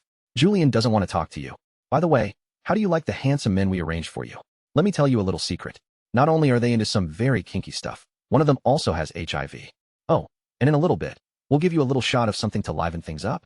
By tomorrow, the video of you and your 8 new friends will be all over the internet. Your parents, all your friends, everyone will know what a disgusting slut you are. To celebrate, Julian and I will be formally announcing our engagement tomorrow night. You won't get a single penny, and everyone will despise you. As for you, there's nothing you can do but rot and die in pain and filth. Ha ha ha. The phone slipped from her ear. A tidal wave of grief and hatred, like 1,000 ice blades, sliced through her insides. She felt no pain. She didn't want to cry. She just wanted to get up, even as a ghost, and kill them. Let's begin. Have fun, the woman said, turning on the camera. The 8 men swarmed her, tearing at her clothes. A portly man grinned menacingly, raised a syringe, and aimed for her thigh. Arya closed her eyes, ready to bite off her own tongue. Just then, with a tremendous crash, the door to the room was kicked open, splintering into pieces. The needle froze half an inch from her skin. The perverts in the room spun around in terror. Before they could react, they were tackled and pinned to the ground by black-clad security guards and dragged out like dead dogs. When Zane Zhao entered the room, it was deathly silent. On the bed, the woman was huddled inside his oversized suit jacket, her hair a mess, her face pale, a trickle of blood at the corner of her mouth. She looked like a rose that had been crushed in a blizzard, beautiful and heartbreaking. He leaned down, his fingertips lightly touching her cheek. The next second, her cold skin pressed against his fingers, nestling into his palm with a dependent motion. He froze. She slowly opened her eyes. Her gaze shifted from dazed confusion to a look of profound sorrow and pleading as she recognized him, like a dying fawn. Something stirred in his chest. He reached out with his other hand and gently stroked her hair. It's okay now. Arya suddenly burst into tears. The fear, rage, and despair she had suppressed for so long broke free. Tears streamed down her face like broken pearls, hot against his palm. He carried her out through a secret exit. On the way to the hospital, she cried for a solid half hour, finally falling into an exhausted sleep in his arms. Late at night, in the hospital room, Arya woke from a haze. She looked at Zane Zhao, who sat by her bed, his shirt wrinkled, his collar slightly open. Thank you, she said, her voice hoarse. I'll handle the rest myself. Her eyes were frighteningly calm. At 6 in the morning, Arya showed up at Sasha's door. She calmly made breakfast, as if the previous night had been nothing but a nightmare. Sasha saw the raw, red marks on her wrists from being tied up and trembled with rage. Did you know, Arya said, placing a fried egg on a plate, her voice detached. Tonight, at a charity gala hosted by Eleanor Jiang, Julian is going to announce his engagement to Chloe Gu. That evening, at 7 o'clock, the ballroom of the Peninsula Hotel was filled with the city's elite. Eleanor Jiang, glowing with pride, took the stage. At the end of her speech, her voice filled with excitement, she announced, "My son, Julian Shun, is about to be engaged to Miss Chloe Gu." The ballroom erupted in applause. Chloe, tears of joy in her eyes, clung to Julian's arm, basking in the spotlight. Only Julian stood there, stunned, his mind reeling. When had he ever said he was getting engaged? At that exact moment, the heavy, ornate doors of the ballroom swung open. A woman in a dark red, gossamer gown with a long train stood in the doorway. Her hair was like ink, her lips like blood, her makeup cool and dramatic. She walked forward, the train of her dress and the silk ribbons wrapped around her hands floating behind her like a mist of blood. It was a breathtaking, murderous beauty. The noisy ballroom fell instantly silent. Every eye was drawn to her. Arya won, Chloe shrieked. In the ballroom, the light from the crystal chandeliers seemed to be instantly absorbed by the dark red figure. The air grew still, the elegant classical music died away, leaving only the sound of guests' suppressed breaths and whispers. Why is she here? How humiliating for her. They were just dating. The man's heart changed. How is that her fault? The murmurs swelled like a tide, mostly gloating, with the few voices of reason drowned out. Chloe's face turned deathly white, as if she were seeing a ghost crawling out of hell. The smile on Eleanor Zhang's face froze, and Julian, his heart felt like it was being squeezed by an invisible hand. He started to walk towards Arya. Don't go. Chloe clung to his arm desperately, her panic giving her the audacity of a rightful girlfriend. She shrieked at Arya. Julian and I are getting engaged. We're about to be husband and wife. Stop harassing him. Julian was about to lose his mind. He coldly tried to pull his arm free, but Chloe's two brothers blocked his path. Caleb Gu stood in front of him, his face furious. Julian, get a grip. Are you really going to humiliate my sister in public for that woman? At the center of this chaos, Arya seemed unfazed. With graceful poise, she took a glass of red wine from a passing waiter's tray and took a delicate sip. The dark red liquid, reflecting her cool, dramatic makeup, was both breathtakingly beautiful and chilling to the bone. What do you think you're doing? Leave at once. Eleanor Zhang rushed down from the stage to block her path. Julian finally broke free and stood before Arya, his handsome face rigid. Don't make a scene. We'll talk at home. I'll explain. Julian. Arya interrupted him, her slow, deliberate words laced with poisonous sarcasm. Are you planning on taking a concubine? The word concubine exploded like a thunderclap in the opulent ballroom. Everyone was stunned. This woman was fearless. Arya won. You're shameless. Chloe screamed, losing all reason. I'm the one who is Julian's rightful wife. Rightful? Arya's beautiful eyes shifted to Caleb Gu's face, and she suddenly smiled. What gives the Gu family the right to be rude to me? In ancient times, even if your sister managed to marry into the family, on her wedding night, she would have to kneel, serve me tea, and respectfully call me elder sister. On what grounds? Why don't I pay respects at your grave instead? Chloe spat, her words reckless with anger. You don't agree? Arya set down her wine glass and slowly pulled a deep red booklet from her clutch. With a snap, she flipped it open and held it in front of Chloe's face. On the page was a photo of her and Julian, stamped with an official red seal. Now tell me, do I have the right to make you kneel and serve me tea? A marriage certificate. The entire ballroom fell silent. You could have heard a pin drop. This wasn't an ex-girlfriend causing trouble. This was the legal wife taking down the mistress. The Gu family's reputation was, in that moment, stomped into the ground and utterly shattered. One of them cheats during a marriage, the other seduces a married man, and you shamelessly announce an engagement? Arya's gaze swept over the pale faces of the Gu family and Eleanor Jiang. Are you all ignorant of the law? Bigamy is a crime. Mrs. Shun, you've ruined my daughter. Mrs. Gu trembled with rage, and the two families erupted into chaos. Arya ignored the farce. She picked up another glass of wine and walked over to Julian. She looked at him silently, at the man who had been with her through her entire youth, only to push her into the abyss. Then, she raised her hand and slowly poured the deep red liquid over his head. The crowd gasped. Are you satisfied now? Julian seized her wrist, his face ashen, his grip so tight it felt like it would shatter her bones. The spot he grabbed was where she had been bound the night before. The wound burst open instantly. The combination of searing pain and heartbreak filled her eyes with a bloody rage. Let's get a divorce. She tore her hand away and hurled the empty glass at Chloe's feet. You and this animal deserve each other. Stunned by her fury, Julian looked down and saw his palm was wet with blood. He frantically looked at her wrist. Beneath the dark red ribbon she had wrapped around it, blood was seeping out, dripping onto the carpet like desperate flowers. As the entire room watched in horror, Chloe, as if possessed, lunged forward and shoved Arya to the ground. You slut. Weren't you satisfied after being passed around by all those men last night? You should just die. This vicious curse was even more shocking than the marriage certificate. 8 men in one night. HIV? How did Chloe know these details? Everyone's gaze turned speculative. Julian's body went rigid, as if struck by lightning. He slowly turned his head, his eyes terrifyingly dark, and walked towards Chloe. He grabbed her by the throat, his voice a hoarse growl from the depths of hell.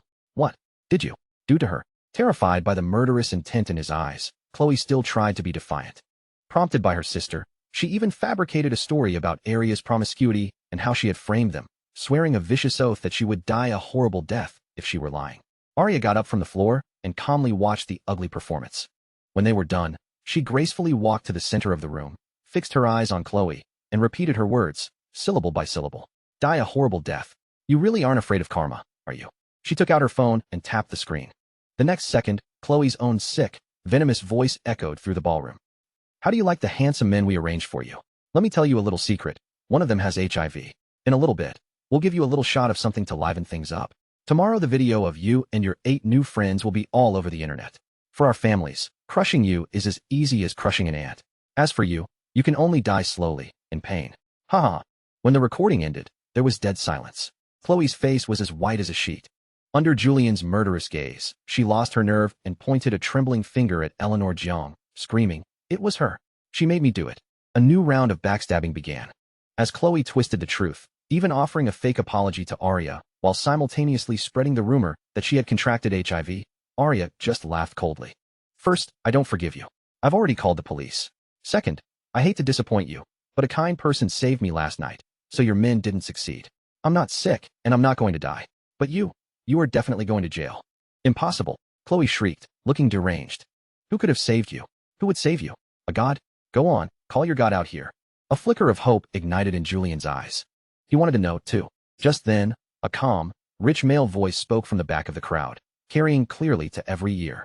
"Not a god, no, but I was the one who saved her." Everyone turned. The crowd parted, and a tall, strikingly handsome man walked forward. His aura was cool and distinguished, his posture relaxed yet commanding, exuding an innate, undeniable presence. "It's Zane Zhao," someone whispered. "The heir of the Zhao family. What is he doing here?" The ballroom erupted. The faces of the Shun and Gu families were a mixture of shock and dread. Julian stared at the approaching man, a fierce hostility burning in his dark eyes. Arya was stunned. She looked at the figure walking towards her and murmured, "Mr. Zhao." Zane stopped in front of her. His gaze swept over the room before settling on her, his tone light, as if he were just a passerby. "I happen to be having dinner here. It looked lively, so I came to see." That calm, rich voice was like a surgeon's scalpel, instantly dissecting the tense, malicious atmosphere in the ballroom. Zane Zhao's presence was a storm in itself. He ignored the stunned looks around him and turned to Arya, his deep eyes reflecting her pale face. "I heard someone questioning your integrity, and I spoke out of turn. I hope I haven't caused you any trouble by speaking without your permission," he said, his tone humble and gentle, as if his bombshell statement had been a mere casual remark. Arya suppressed the storm in her own heart and controlled her breathing. "It is I who have troubled you, Mr. Zhao. Do you need me to explain on your behalf?" "If you would, please." The words were squeezed from between her teeth. He was already here. To refuse his help now would be foolish. Only then did Zane turn to face the crowd, his voice carrying clearly to every corner of the vast hall. "Last night, I was the one who rescued Miss 1. I was in a meeting with a client at that hotel. As I was leaving, I encountered Miss 1 in the hallway, clearly disoriented. The person assisting her seemed suspicious, so I had the hotel staff investigate. I then accompanied hotel security to the room. Fortunately, we arrived in time, and Miss 1 was not physically harmed in any way." His explanation was flawless. It confirmed her innocence while skillfully omitting any details that might lead to speculation, reducing a vicious plot to a near-miss incident. Arya marveled at his thoroughness, but it only deepened her confusion. Why would a man like him get involved in such a messy affair? Was it really just out of sympathy? Her questioning, upward glance was not missed by Julian. It was like a red-hot needle stabbing into his heart. "Thank you for saving my wife." Julian strode forward and threw an arm around Arya's shoulders, a brutish assertion of his ownership. Arya flinched as if touched by something filthy and violently shook off his hand. Her voice was ice. "Mr. Shun, you have no right to thank him on my behalf. And I wasn't joking about the divorce. You've already signed the papers. The cooling-off period ends at noon tomorrow." Julian froze, his heart feeling like it had been detonated. His voice was strained and panicked. "You really want to divorce me?" He couldn't believe it. She loved him so much. How could she leave him? Arya looked at him, her eyes filled with unyielding frost. "The police will be here soon. Instead of worrying about our divorce, you should be worrying about your little Candy and your mother. And of course, you're not getting away either. Your Candy personally told me last night that you were involved. You believe I would do that to you? I would never hurt you." Julian's eyes were bloodshot with desperation. Hearing this, Arya suddenly laughed, a desolate, tragic sound. "Never hurt me? How dare you say that? Did you think I just found out about you and Chloe Gu today? I've known for a long time. Every date, every hotel room, every sunrise. Julian, have you ever felt what it's like? To be sliced by the same knife, day after day, one cut at a time, right on your heart. You don't die, you just lie there, fully conscious, feeling yourself being dismembered piece by piece. It's a punishment worse than any hell. And what did I do wrong? Where did I ever fail you?" Her voice was soft and low, but every word was steeped in blood. Julian struggled to breathe. Each word was a needle piercing his heart, already heavy with regret. He wanted to say he had been possessed, that he couldn't live without her, but it was too late. At some point, Zane had quietly turned, his tall frame becoming a silent mountain in front of Arya, shielding her from the prying, pitying, and gloating eyes of the crowd. The arrival of the police brought the dramatic farce to a close. Chloe Gu, Eleanor Jiang, and Julian Shen were all taken away for questioning on suspicion of intentional injury and slander, among other charges. What was meant to be a grand engagement party became the biggest joke in high society. As the guests dispersed, Zane left with his assistant. Arya waited until the ballroom was completely empty before dragging her exhausted body out. She didn't go home. Instead, she walked to the park behind the hotel and slumped against a large tree. The dim ground lights illuminated her red dress, making it look like she was weeping blood, a beautiful ghost returning from her revenge. She knew Julian hadn't been directly involved in last night's attack, but when she reported it, she had deliberately omitted that fact. She wanted him to be taken away, interrogated, humiliated. It was the price he deserved to pay. A steady rhythm of footsteps approached, carrying a familiar, sophisticated scent of cool wood. Arya lazily lifted her head. You got your revenge. You should be happy. Why are you hiding here? Zane Zhao's voice came from above. Just tired. He was silent for a moment. If you're tired, you should go home and sleep. You're right. I'm going now. Goodbye, Mr. Zhao. She immediately stood up and ran a few steps in her high heels, then turned back to add, and thank you for today. Back at the Orchid Gardens, when the elevator doors opened to reveal the figures standing inside, Arya felt a sense of numbness. She stepped in, bracing herself, and made awkward small talk. Mr. Zhao, you must be tired too. Yes. Came back to sleep. Me too. And so, he turned his head, his expression a little cool. The question stumped her. Luckily, the elevator reached her floor. She bid a hasty farewell, but as the doors were closing, a long, slender hand blocked them. I tried on the suit, he said evenly. It doesn't fit well. The shoulders are too narrow, and the pants are too short. Arya felt a pang of frustration. In that case, I'll just pay you back in cash. He didn't answer, just stared at her with his deep, sea-like eyes as the elevator doors slowly closed.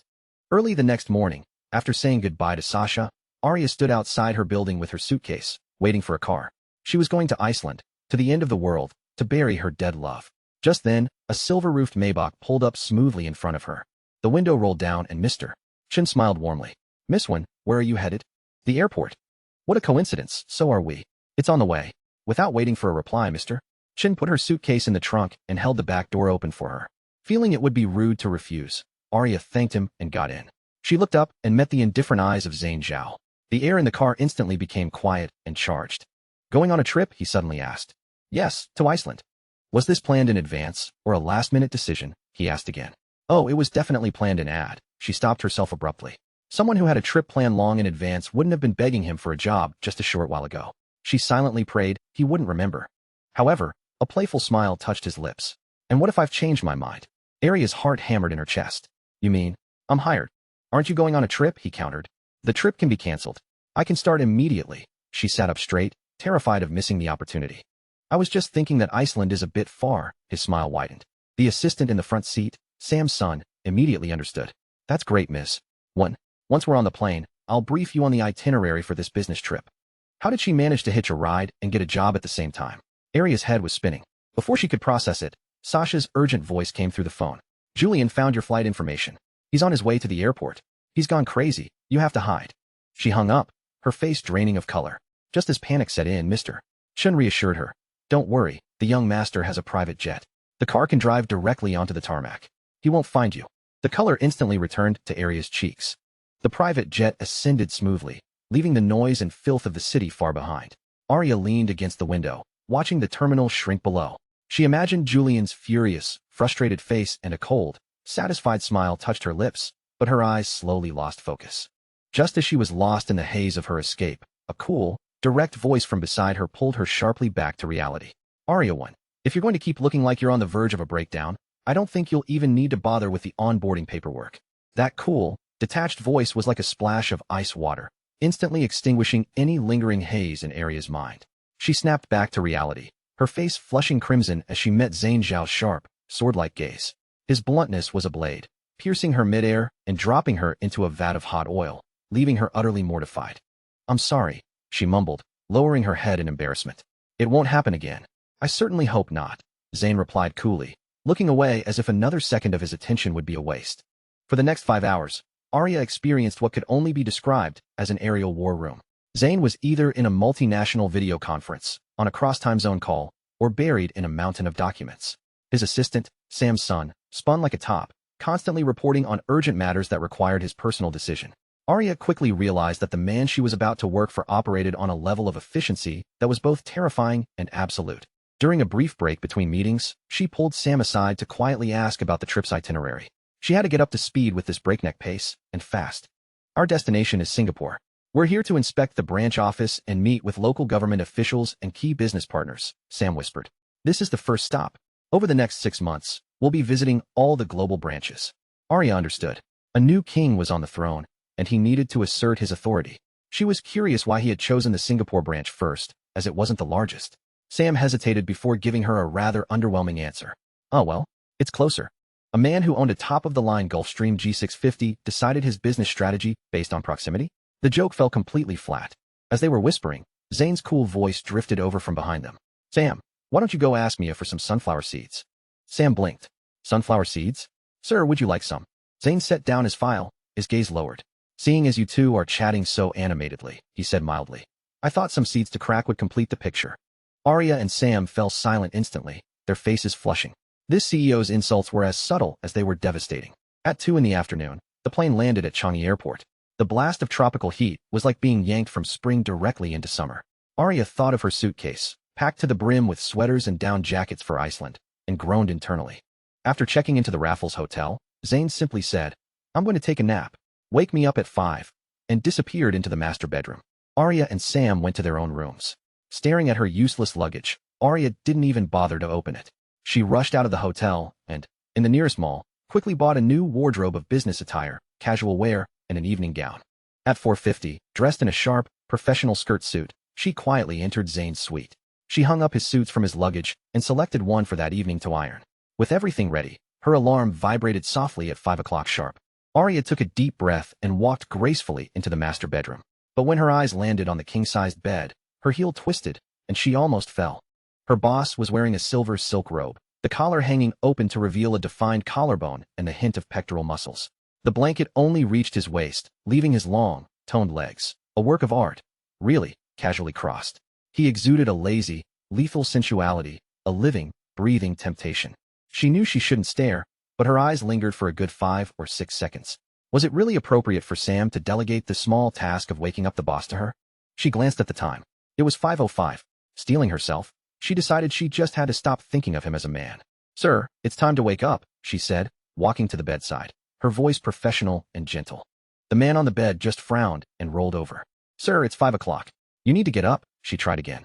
Disturbed, Zane's brow furrowed with clear irritation. He threw an arm over his eyes and went still again. He had a temper when waking up. It was 5:12. Arya's hopes for her career plummeted. It was probably going to end over something as absurd as failing to wake up the boss. She steeled her nerves, leaned down close to his ear, and with all her might, yelled, Wake up! The man on the bed shot up, and in a pure reflex action, his hand shot out and clamped down on the back of her head. Before Arya could pull away, her lips were pressed firmly against the sharp line of his jaw. Time seemed to stop. The fine texture of his skin, the rich scent of male pheromones, the warmth, the clean fragrance. All of it flooded her blank mind. Zane froze too. He released his grip and gently pushed her head back. Their eyes met, one dazed, the other expressionless. Arya snapped back to reality, recoiled as if electrocuted, and stammered. It's 5:30, you really should get up now, before fleeing the scene like her heels were on fire. At 6, she forced herself back into the suite just as Sam arrived. Looking at Sam, her mind involuntarily conjured a bizarre image of him being forced to kiss Zane, and her expression became incredibly complicated. In the car on the way to the marina, Arya was as tense as a violin string. Zane suddenly spoke, his voice a lazy drawl. Secretary 1, a bottle of water. She passed it to him, but he pushed it back. Here, take small sips. Relax. Don't dwell on your mistakes at work. Arya nearly choked. The host of the yacht party was a Mr. Huang from Zhirong Technology. He was almost fawningly enthusiastic and proudly introduced his granddaughter, Vera Huang, who had just returned from studying in the U.S. The setup for a blind date was painfully obvious. On deck, Arya and Sam exchanged a knowing glance. Just then, a figure appeared on the dock, capturing everyone's attention. It was a woman in a black satin slip dress, her hair cut in a sharp bob. She was slender, with a long, elegant neck, as cool and aloof as a black swan. Annabelle, Sam said, a note of resignation in his voice. The general manager of the branch here. He explained, she's the daughter of Mrs. Zhao's best friend and was practically raised in the Zhao household. She and the CEO have some emotional entanglements. The love-hate kind. So that was it. The person he'd come all this way for was here. Arya finally understood. Inside the cabin, Zane moved effortlessly among the crowd, with Annabelle forcing a smile by his side. Arya was watching the drama with interest through the glass when she met Zane's warning gaze. She guiltily retreated, walking to the bow of the yacht for some fresh air. She took out her old phone and turned it on. Over 100 missed calls and countless messages flooded in. Julian's texts had gone from furious rants to a voice message sent just 5 minutes ago. His voice was low and hoarse, choked with a nauseating sob. "Honey, I was wrong. I really know I was wrong. Please give me another chance. I can't live without you." She quickly turned the phone off, dropping it as if it were red hot. Julian, far away in her old city, and Zane, right here beside her, were both turning her world upside down in their own ways. After some time, Sam called and told her to go to the card room on the second deck. Zane asked her to play a few hands for him and then left, helping a slightly drunk Annabelle. Arya sat down at the table. At first, she played cautiously, but after a few hands, her competitive streak took over. She played more and more boldly until Sam, nearly having a heart attack behind her, switched places with her. "Go check on the CEO. I'll take over." Arya knew it was an excuse, but didn't call him on it. She grabbed a bottle of water and headed for the stairs to the third deck, intending to clear her head on the top deck. The moment she stepped out and turned, she was met with a sight that would be seared into her memory forever. Under the bright moonlight, by a circular sofa, Zane stood with his back to her, and Annabelle, on her tiptoes, had her arms wrapped tightly around his neck, her head tilted up as she kissed him. Arya choked, a mouthful of water going straight down the wrong pipe. Arya felt as if a mouthful of scalding seawater had been poured down her throat. She clamped her hand over her mouth, suppressing the violent cough that threatened to erupt, and fled. The thick, soft carpet should have muffled her steps, but she ran in such a panic that every footfall seemed to land on her own frantic heartbeat, a series of dull, desperate thuds. Behind her, Zane Zhao had instinctively moved to push Annabelle in a way, but the sound of her frantic footsteps stopped him. He spun around, but the moonlit deck was empty, leaving only the cool sea breeze and the glittering city lights in the distance. His expression tightened. "Zane." Annabelle's eyes were hazy with drink. She cupped his face, trying to lean in again. Zane's patience had run out. He coolly pulled her hands away and unceremoniously pushed her down onto the sofa behind her. "Annabelle, if you try that again, I'll throw you in the sea to feed the fish." He wiped his jaw with the back of his hand, a hint of disgust in the gesture. "I know it's because of Hyun you gave up on me, but is it my fault that he likes me?" Annabelle murmured, her voice breaking in the wind. "You just handed me over to him. Did you ever ask for my opinion?" Zane sat down opposite her, his tone calm to the point of cruelty. "I've told you this countless times. You can't be too greedy." "The only thing I'm greedy for is you," she said, looking up at him as if he were an unattainable star. He sighed, looking at her as if she were an unreasonable patient. "I think you need a therapist. Annabelle, you're sick." His words, sharp and cold as ice, shattered her defenses. Tears streamed from her eyes. "Yes, I'm sick," she choked out. "From the day you lied and said you didn't like me, I've been sick beyond cure." By the time Zane returned to the card room, Arya was already sitting beside Sam's son, pretending nothing had happened. She hadn't dared to stay outside for long, terrified of being caught witnessing their private moment. Blending back into the crowd was the safest option. Sam stood up with relief, and she quickly followed suit. "You can stay seated," Zane said nonchalantly, his gaze fixed elsewhere. Arya froze mid-stand. "In that case, I'll go keep Miss and company. She's resting in her room. She doesn't need you." His voice was tinged with a subtle displeasure. Arya was baffled. Why was he upset that she offered to check on Annabelle? Did he think she had some ill intention? How could he even think that? The game continued. Arya's impressive skills attracted the unwanted attention of a sleazy tycoon, whose lecherous gaze was practically devouring her. A wave of nausea washed over Arya, but she maintained her professional smile. Zane saw it all. His expression remained polite, but a chill gathered in his eyes. He said to the man, his tone light but firm, "Mr. Chua, you might want to rein in your appreciation. You wouldn't want to lose your shirt." The warning was crystal clear. Anyone else who had been eyeing Arya instantly backed off. When the yacht docked, Zane once again coldly refused to take Annabelle home, instead tossing the hot potato to Arya and Sam. For safety, Arya suggested taking the intoxicated Annabelle back to the hotel. Zane just sneered. "Your idea? You're responsible for her once we get there." He then helped Annabelle into the car. Ultimately, thanks to Sam's betrayal, Arya was forced into the passenger seat. The atmosphere in the car was suffocating. In the back, Annabelle continued her dramatic performance, at one point even trying to open the door and jump out. Through it all, Zane remained an iceberg, watching coldly without so much as a twitch of an eyebrow. Watching this love-hate drama unfold, Arya felt like an unnecessary prop in a thrilling play. Back at the hotel, Annabelle insisted on staying in Arya's room. Arya had no choice but to agree.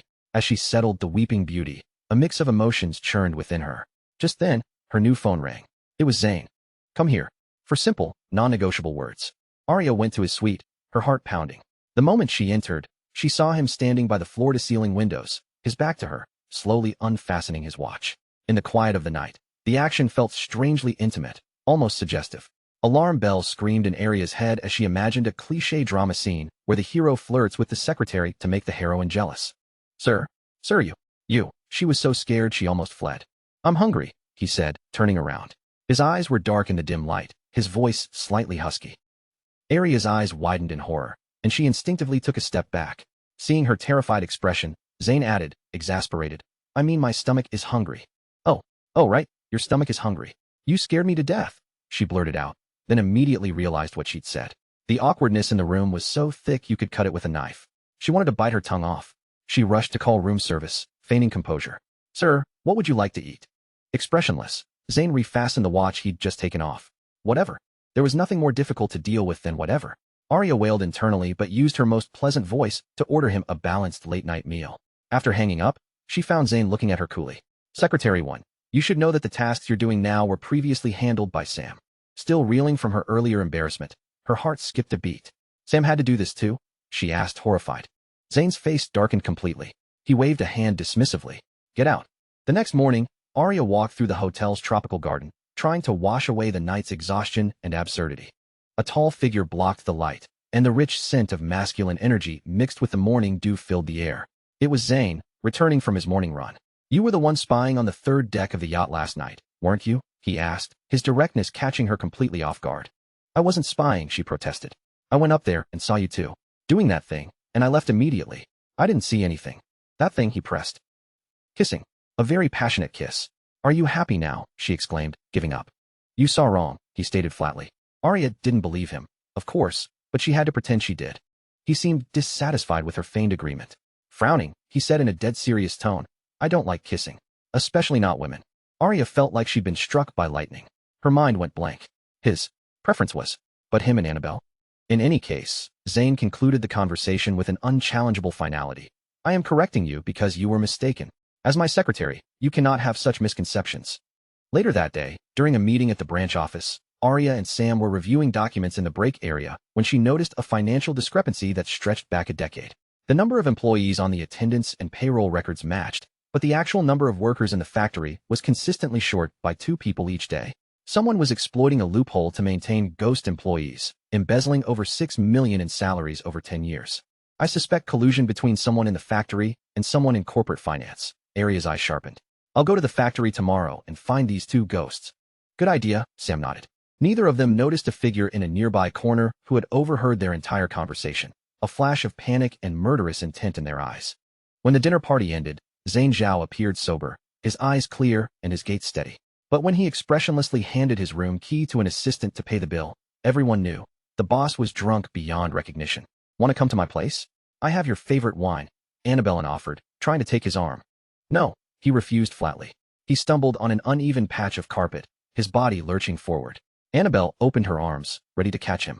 But a split second before they made contact, Zane's hand shot out behind him and grabbed Arya 1, who was following close behind.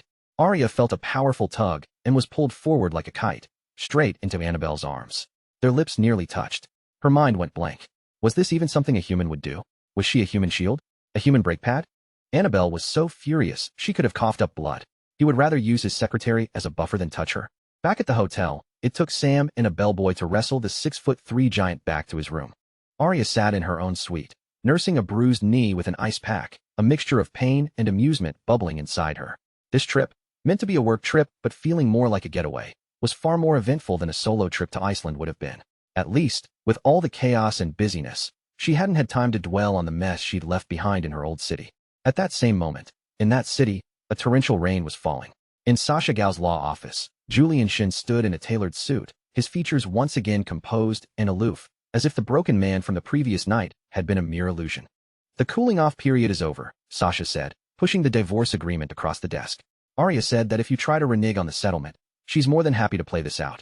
Your little girlfriend left behind plenty of evidence of the affair. Julian's fingers tightened, crumpling the document. When did she find out? He asked, his voice strained. Sasha looked at him without a shred of pity. Feeling guilty now? It's too late. Did you feel guilty when you were sleeping with Chloe Gu? When you were watching the sunrise with her? When Arya first found out, she couldn't sleep for nights on end. She had to take pills just to get a few hours of rest. She sold everything that reminded her of your past, even burned your wedding portrait right in front of you, just to convince herself never to look back. She couldn't be bothered to fight with you or your mistress. She just wants you to get the hell out of her life. Julian doubled over, a sharp pain lancing through him, threatening to crush him. He tore the divorce agreement in his hands to shreds. I'm not getting a divorce. He looked up, his eyes bloodshot, and roared. Who says I don't love her? I love her. I love her. Sasha was disgusted by his belated declaration of love. That was a copy. It's useless. Julian stumbled out into the rain and sat on the steps of the empty villa, rewatching the security footage of her burning their wedding photo over and over. Rain mixed with hot tears streamed down his face. Just then, the investigator he'd hired called. Mr. Shun, we've found your wife's whereabouts. She flew to Singapore on a Gulfstream G650 private jet. Singapore. Julian's face darkened. Check if Zane Zhao is also in Singapore. The next morning, Arya went to the factory on Jurong Island as planned. She toured the facility with the director, then made a point of eating lunch with the workers in the cafeteria. After a bit of casual conversation, she confirmed the existence of the two ghost employees, Fan Mingli and Lin Wenqin. Everyone knew their names were on the employee roster, but no one had ever seen them in person. In the afternoon, Arya gathered Director Du and several other managers in a conference room. She smiled and said, I'd like to meet with Fan Mingli and Lin Wenqin. The moment she finished speaking, the workshop supervisor slammed the conference room door shut from the outside and locked it. Arya's heart skipped a beat, but her expression remained unchanged. Director Du laughed it off, spinning a tale about the couple being disabled from a work injury and the factory, keeping them on payroll out of humanitarian concern. Arya pretended to believe him, only insisting on seeing the couple in person to verify the story. No problem, Director Du readily agreed. At 5 in the evening, Zane Zhao returned to the hotel after a business summit. At 8, just as he was about to start his next video conference, Sam burst in. Sir, Arya hasn't returned yet, and her phone is unreachable. Zane's brow furrowed. He immediately canceled the meeting. Call the factory. The factory reported that Ms. Wen had left around 1 in the afternoon. A sense of foreboding washed over Zane. He recalled Sam's evasive report that morning and demanded sharply, what exactly did she find yesterday? Upon learning about the ghost employees and the potential embezzlement scheme, Zane's face grew grim. Was she bold enough to confront them? He worriedly rubbed his forehead, then issued a command. Notify everyone. If we don't hear from Ms. Wen within the hour, the management of both the branch office and the factory are all fired. Just as they were preparing to leave for the factory, a man with a dark blue shirt and a grim expression, flanked by several attendants, approached them in the hotel lobby. Two men, equally tall, equally powerful, their gazes colliding in midair with a shower of sparks. Where is my wife? Julian Shun's voice was a lion's roar, full of aggression. Zane Zhao looked at him, his expression calm as he uttered 3 words. She's missing. In the darkness, Arya slowly regained consciousness. She found her hands tied behind a chair, her mouth taped shut, and her vision obscured by blackness. She could hear the sound of waves crashing against the shore and smell the damp, rotting wood. She had been kidnapped. After what felt like an eternity, the creaky door of the small hut swung open. A sliver of pale moonlight streamed in, illuminating the malicious grin of the man who entered. It was him, the vice general manager of the branch office who had been eavesdropping on her conversation with Sam last night. Vincent Zhu. The stench of rotting wood and salty sea air filled Arya Wen's nostrils. She forced her eyes open to a dim, cobweb-covered lamp that glowed like a will-o'-the-wisp. She was bound to a decaying wooden chair, her hands and feet tightly tied with coarse rope, her mouth sealed with thick tape. The room looked like an abandoned living room, covered in a thick layer of dust, with massive spiderwebs in the corners exuding an aura of death. She remembered now. It was the branch's vice general manager, Vincent Zhu. How crude, tying up our delicate secretary one like this, a greasy voice said. Vincent Zhu sauntered in, closing the door behind him. With a disgusting smile, he reached out and stroked Arya's soft cheek. Arya jerked her head away in disgust, goosebumps erupting all over her skin. She glared at him, her beautiful eyes cold and sharp as poisoned daggers. Ooh, such a fierce look, Vincent said, rubbing his fingers together as if savoring the smooth texture, then sniffing them. So fragrant. It would be a terrible waste to just throw such a beauty into the sea. Thrown into the sea. The same terror she had recently faced washed over her again. But this time, she was fully conscious. She struggled desperately, and the decaying chair groaned under the strain before one of its legs snapped with a crack. The chair tilted, and she crashed heavily to the floor. The dust choked her, and tears streamed down her face uncontrollably. Vincent crouched down excitedly, his hand on her calf, deliberately sliding it upwards inch by inch, savoring her helplessness and despair. I've changed my mind. I'm not going to throw you into the sea. I'm going to keep you here. Whenever I'm in the mood, I'll come over and have some fun. Let me experience what it's like to be the CEO for a while. Aria's eyes blazed with fury, her body trembling with a mixture of anger and fear. Don't be so resistant, he coaxed. You're just serving a man. I may not be as young and handsome as the CEO, but I can let you live. What's more important than staying alive? Hearing this, Aria's struggling suddenly ceased. She lowered her eyes, her long lashes hiding the emotions within, as if seriously considering his proposal. A few seconds later, she slowly looked up, her misty eyes meeting his, and gave a slight nod. Consumed by lust, Vincent's common sense vanished. He saw her point meekly upstairs, then at the dirty floor, and immediately understood. He untied the ropes on her feet, then moved to her hands, leaving only a loose loop of rope around her neck as a precaution. Let's go upstairs, he said, leading her like a docile lamb. Aria followed obediently, her mind racing. She had noticed his phone buzzing in his pocket. Zane and Sam must have realized she was missing by now. They might even be nearby. She was led to the second floor, down a straight corridor with old-fashioned double-casement windows on either side. One of the windows had a broken pane, and the wind blowing and carried the strong smell of the sea. That was her only chance of escape. The moment Vincent let his guard down, reaching out to push open a door, Aria ripped the rope from her neck and, with all her strength, sprinted towards the broken window. She threw it open and, without a moment's hesitation, jumped. With a loud splash, she plunged into the cold, dark sea. Vincent rushed to the window in horror, only to see the black, churning waves. His face turned pale as he stared at the water and cursed. You asked for this, beautiful. Don't blame me. Zane Zhao's and Julian Shen's cars, one after the other, tore through the night like two enraged beasts, roaring towards the factory. When Zane stepped into the noisy conference room, all sound ceased instantly. His face grim, he walked to the head of the table, his handsome almond-shaped eyes now frozen over. Have you found her? Director Du, suffocating under his powerful presence, stammered, not yet. And what if I produce evidence that you're lying? Zane leaned forward, his long, elegant fingers resting on the table, each word a nail hammering into Director Du's heart. Director Du's face turned ashen. The few accomplices in the room broke into a cold sweat. Julian, who had been holding back until now, finally exploded. Like a cornered lion, he lunged forward, grabbed Director Du by the collar, and slammed his head onto the table. A loud thud, a scream from Director Du, and blood instantly stained the conference table. Where's my wife? What did you do to her? Julian grabbed his hair, lifting his bloody face, his murderous expression that of a demon from hell. I'll talk. Director Du completely broke down. Just as he was about to reveal Aria's whereabouts, the conference room door opened, and a stern voice commanded, What is going on here? It was Vincent Zhu. Behind him, with a complicated expression, was Annabelle. This interruption pushed Julian's fury to its peak. He pointed at Vincent and ordered his men, drag him out and beat him half to death. Under the cover of a few thugs, Vincent and Director Du tried to escape. But Zane remained motionless, one hand in his pocket, looking down on the scene with cold, sharp eyes. When the chaos subsided, he slowly sat down and asked directly, Where is Secretary One? Where did you have Director Du take her? Vincent composed himself and put on a brave face. Sir, this has nothing to do with me. You can't just accuse people without proof. Show me the evidence. Zane looked at him and suddenly smiled, though it didn't reach his eyes. I have a rather unfortunate habit of protecting my own. If someone touches one of my people, with or without evidence, I will ensure they are buried. Just then, Sam took a call and hurried over to Zane, whispering, Director Du confessed. She's being held at his old house by the sea. By the sea. Zane's heart sank. The ominous feeling grew stronger, seeping into his very bones. A body dumped in the ocean would be very difficult to find. Vincent, unaware that Director Du had been caught, was still trying to stir up trouble, even colluding with Annabelle to call Zane's father and stage a coup. Annabelle, blinded by jealousy, demanded to know why Zane cared so much about a married woman. Annabelle, Zane snapped, his eyes full of disappointment. Is there anything in your head besides love and romance? The reason I care is because she discovered in 2 days what you failed to find in 2 years. She got into trouble because she was investigating the accounts for me. Because we have a traitor in the company.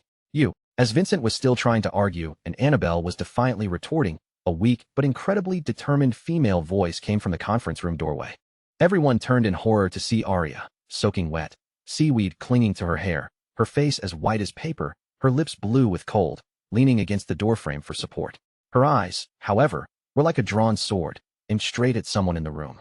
The figure in the doorway was like a ghost returned from the deep sea, carrying an aura of cold mist and an unyielding spirit that instantly froze the chaos in the room. It was Aria. She was drenched, water dripping from her hair, her face deathly pale, her forehead and cheeks covered in scrapes. She was a mess, but her eyes burned with a fierce light. Vincent Zhu's face turned ashen. Impossible. How could she have escaped from there alive? Zane Zhao shot to his feet and crossed the room in a few long strides, steadying her swaying body. His deep eyes reflected her pale face. The rush of elation and lingering fear made him tense, a powerful urge to pull her into a fierce embrace surging through him. Arya, when you're okay. Arya managed a weak but determined smile. I'm lucky. I'm hard to kill. Zane noticed the white towel on her thigh, soaked through with blood, and his heart clenched. You're injured. I'm taking you to the hospital. We deal with this first, she said, her eyes fixed on Vincent. Each word was forced through her teeth. I can hold on. Zane knew he couldn't change her mind. This woman looked soft, but she had a will of steel. He wrapped an arm around her shoulders, taking most of her weight onto himself. After a few steps, he saw her bite her lip, a cold sweat breaking out on her forehead from the pain. Ignoring the room full of eyes, he simply scooped her into his arms and gently placed her in the chair at the head of the conference table. Annabelle's eyes instantly turned red, feeling as if 1,000 needles had pierced her heart. He was holding her. How could he still claim there was nothing between them? Arya, however, had no time for such thoughts. Having just escaped death, all her senses were focused on revenge. She glanced at the still-lit phone screen on the table, showing the ongoing call with the chairman, and understood. A cold sneer touched her lips as she looked at Vincent. Vice General Manager Zhu, how bold of you. You should have at least made sure I was dead before coming here to spout your nonsense. Secretary 1. I don't know what you're talking about, Vincent said, trying to remain calm. There were only the two of them in that house. With no witnesses, he was certain her accusations were baseless. Arya, when are you framing Mr. Zhu? Did you stage this whole thing just to watch us all run around in circles while you put on a show of seducing men? Annabelle, blinded by jealousy, accused her sharply. Arya looked at her in disbelief, then realized this woman, consumed by love, was not interested in reason. She ignored Annabelle, her gaze like a sword aimed at Vincent. You think that no matter what I say, it's just my word against yours, and you can't be convicted, right? I have no reason to harm you. Why are you trying to frame me? Vincent shot back, feigning outrage. Arya suddenly turned to Zane beside her, her voice soft but clear enough to be heard throughout the room. Sir, I brought a recording pen with me today. It can record for 48 hours straight. That pen is currently under the coffee table in the old house where I was held captive. Everything Mr. Zhu said, everything Director Du said, it's all on there. I can prove what the truth is right now. Her words were a thunderclap, draining the color from the faces of those involved. Vincent's heart pounded in his chest. You don't need to draw a map. Zane's voice was steady and powerful, offering his full support. That's Director Du's old house. He has already confessed. In front of everyone, he called Sam and instructed him to retrieve the evidence immediately and bring Director Du back. The tables had turned. Vincent's facial muscles twitched as he made a last-ditch effort. Fine. Find the recording pen. I'm not afraid of a confrontation. I have nothing to hide. Arya watched his pathetic performance and then, as if remembering something, let out a small, ah. Right? My recording pen is connected to the cloud. It uploads automatically every 10 minutes. Is there a laptop available? Zane immediately had a laptop brought in. At that moment, Vincent's psychological defenses crumbled. As Arya's fingers flew across the keyboard and she looked up at him with a victorious smile, ready to press play, he completely broke down. Don't play it. Vincent lunged forward and snatched the laptop, clutching it to his chest, his voice trembling. Secretary 1, let's talk about this. I was there to save you. I admit, I said some inappropriate things, but I was just joking. Joking? Arya's emotions flared. You were joking when you tried to rape me? When you touched my leg? When you planned to imprison me? If I hadn't jumped from the second floor into the sea, would I be sitting here alive right now? I was just checking if you were injured. His incoherent explanation was, to everyone else, the clearest confession. From the phone, Chairman Zhao's authoritative voice came through. Zane, the situation is clear. Report it to the police. No need to be lenient. Secretary 1, you were very brave. Welcome to Junyi. It was over. The taut string inside her finally snapped. The room spun, and all sound and light faded. As she lost consciousness, her head fell forward towards the table, but was caught by a large, warm hand. She fell into a strong, warm embrace. The familiar scent of sandalwood made her drop all her defenses, and all she wanted was to sleep. But in the next instant, a voice so familiar it sent a chill down her spine whispered in her ear like a curse. Arya, my wife. It was Julian. No, it was a hallucination. It had to be a terrible hallucination. When she woke again, it was the next morning. In Singapore's best private hospital, dawn light streamed through the large window. She turned her head and saw the face she hated more than anything. Julian rushed to her bedside and leaned in to touch her head, but she coldly pulled away. What are you doing here? The divorce papers should have reached you by now. Her coldness was a knife to his heart. He dropped to one knee beside her bed. My wife, I know I was wrong. Give me one more chance. I swear, you're the only one I'll ever love. Stop. Arya forcefully pulled her hand from his grasp, her eyes empty of any emotion. Julian, we're over. I am divorcing you. It's not up to you alone. I tore up the agreement. His eyes were red, and he moved to embrace her. Just then, a lazy, slightly hoarse voice came from the nearby sofa. Zane Zhao sat up, a blanket sliding off him. Sam, water. Arya froze. Her boss, her loyal divorce audience, had been listening all night. Embarrassment and awkwardness washed over her. Julian also composed himself and stood up, his voice gentle. Honey, you must be hungry. I'll get you your favorite chicken congee. The moment he left, Arya met Zane's calm gaze. As she was wondering what he was thinking, Julian returned with the congee, blocking her view with a hostile expression. What? You want Zane Zhao to feed you? Quit your job, and I'll believe that there's nothing between you two, he added. Then I guess you'd better not believe me, Arya said, laughing at his paranoia. An hour later, Zane and Annabelle entered the room again. Annabelle offered a sincere apology, and Arya responded with polite pleasantries, allowing them both to save face. Zane looked at Arya, his tone gentle. You did a great service to the company this time, but it was too dangerous. Don't let it happen again. Before he could finish, Julian cut in coldly. My wife's injuries are severe. She needs a long time to recover. She is no longer fit for the position of secretary. Mr. Zhao, please find someone else. Arya was about to argue, but Annabelle beat her to it, her eyes lighting up as she looked at Zane. Since her husband has said so, we shouldn't force her. Zane, I'll come back to the main company. I can be your secretary. The air in the hospital room grew thick and tense after Annabelle's opportunistic offer. Arya couldn't believe her ears. Julian's sabotage was one thing, but for this woman, who had just apologized so sincerely, to try and snatch her job was a whole new level of betrayal. Zane Zhao's expression was unreadable, but his deep, magnificent eyes, which had been warm just a moment ago, now turned dark and profound. He ignored everyone else, his gaze fixed solely on Arya, as if he were both scrutinizing her and waiting for an answer. Do you want to resign? Of course not. Arya answered without a moment's hesitation. Her voice was quiet but firm, like a stone dropped into still water, sending out ripples. It didn't matter that she was about to divorce Julian. Even if she weren't, he had no right to make decisions about her life. Instantly, Julian's face turned livid, and Annabelle's eyes grew cold with anger. Only Zane seemed to have a flicker of a smile in his eyes. Good. He glanced at his watch, his tone returning to normal. The doctor said the injury on your leg will take at least a week to heal. You can choose to recover in your home city. I can arrange a plane to take you back first. There's no need for a special trip. We came together, we can go back together. Arya quickly refused.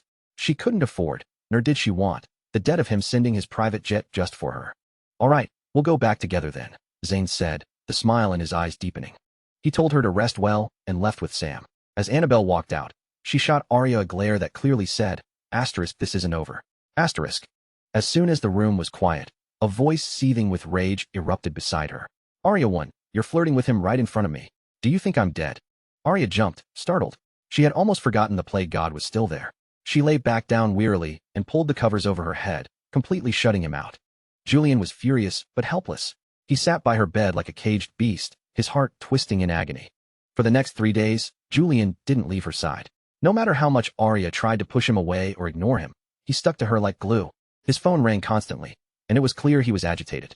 Arya sneered inwardly, guessing the Gu family was starting to apply pressure. During a trip to the bathroom, she locked the door and called Sasha. Arya, the Gu family submitted a certificate stating Chloe Gu has a psychological condition. She was released on bail yesterday. They want to settle, but I told them to shove it. Sasha fumed. Sasha? Arya's voice was frighteningly calm. I agree to a settlement. There was silence on the other end. Arya continued. Julian is playing the part of the repentant, devoted lover, and I can't get rid of him. I need an accomplice. I need you to leak a rumor to Chloe. Tell her Julian wants to get back with me and is refusing to divorce. With her obsession, she'll go insane. The Gu family spoils her rotten. When she loses it, they'll force Julian to marry her. Then, even if he doesn't want to, he'll have to divorce me. Sasha was speechless for a moment. Then she asked softly, what if he really regrets it? In your heart, are you sure you don't feel anything? Arya laughed, a sound tinged with a resolute sadness. If he really regrets it, then that outcome will be his punishment for his affair. His pain, his regret. He deserves all of it.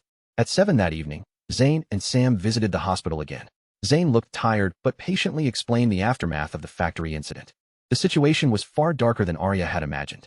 The 2 ghost employees were long dead, victims of Director Du, and Vincent Zhu had used this as leverage to control him and others, stealing R&D data and raw materials to build a massive underground empire. Arya was horrified. She thought she had just poked a small hole, but she had actually uncovered a rot that could bring down the entire structure. We're looking at a major overhaul here, Zane concluded, his tone casual, as if discussing a minor inconvenience. Just then, Julian walked in. His expression, already grim, turned black at the sight of Zane. Mr.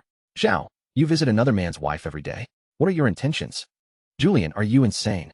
Arya wanted to throw a pillow at him, but Zane remained composed, even a little amused. I'm just checking on my subordinate's recovery. After all, she was injured in the line of duty for me. His words were perfectly reasonable, yet they carried an undercurrent of possessiveness. A vein throbbed in Julian's temple. Listen carefully. She is my woman. In life, she is my person, and in death, she is my ghost. Whoever dares to make a move on her, I will kill them. Arya's head throbbed from his childish, domineering tirade.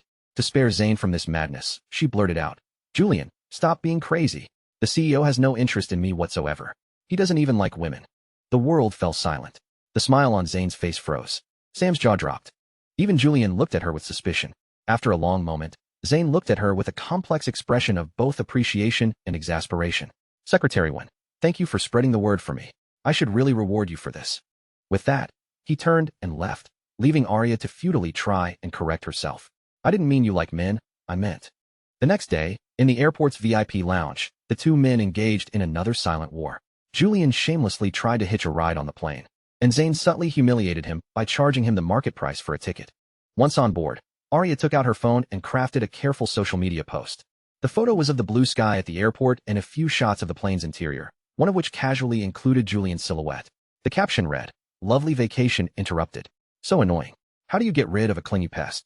The post, a perfect blend of complaint, coyness, and provocation, was like a precision-guided bomb that instantly detonated back in her home city. Inside the cabin, Zane, who had been in a good mood, suddenly turned cold after seeing a screenshot forwarded by his assistant, Mr. Chun. To him, this wasn't a complaint. It was a coy, self-satisfied game. This woman was playing him, acting resolute one moment and playing games with her ex-husband the next. He had truly underestimated her. Arya felt a chill run down her spine under his gaze, unaware that she had just been labeled a manipulative schemer. Julian diligently peeled grapes for her, and when she refused, he coaxed her gently. To an outsider, their hushed back and forth looked exactly like a couple having a lover's quarrel. Zane frowned. He seriously considered throwing both of them out of the plane from 30,000 feet.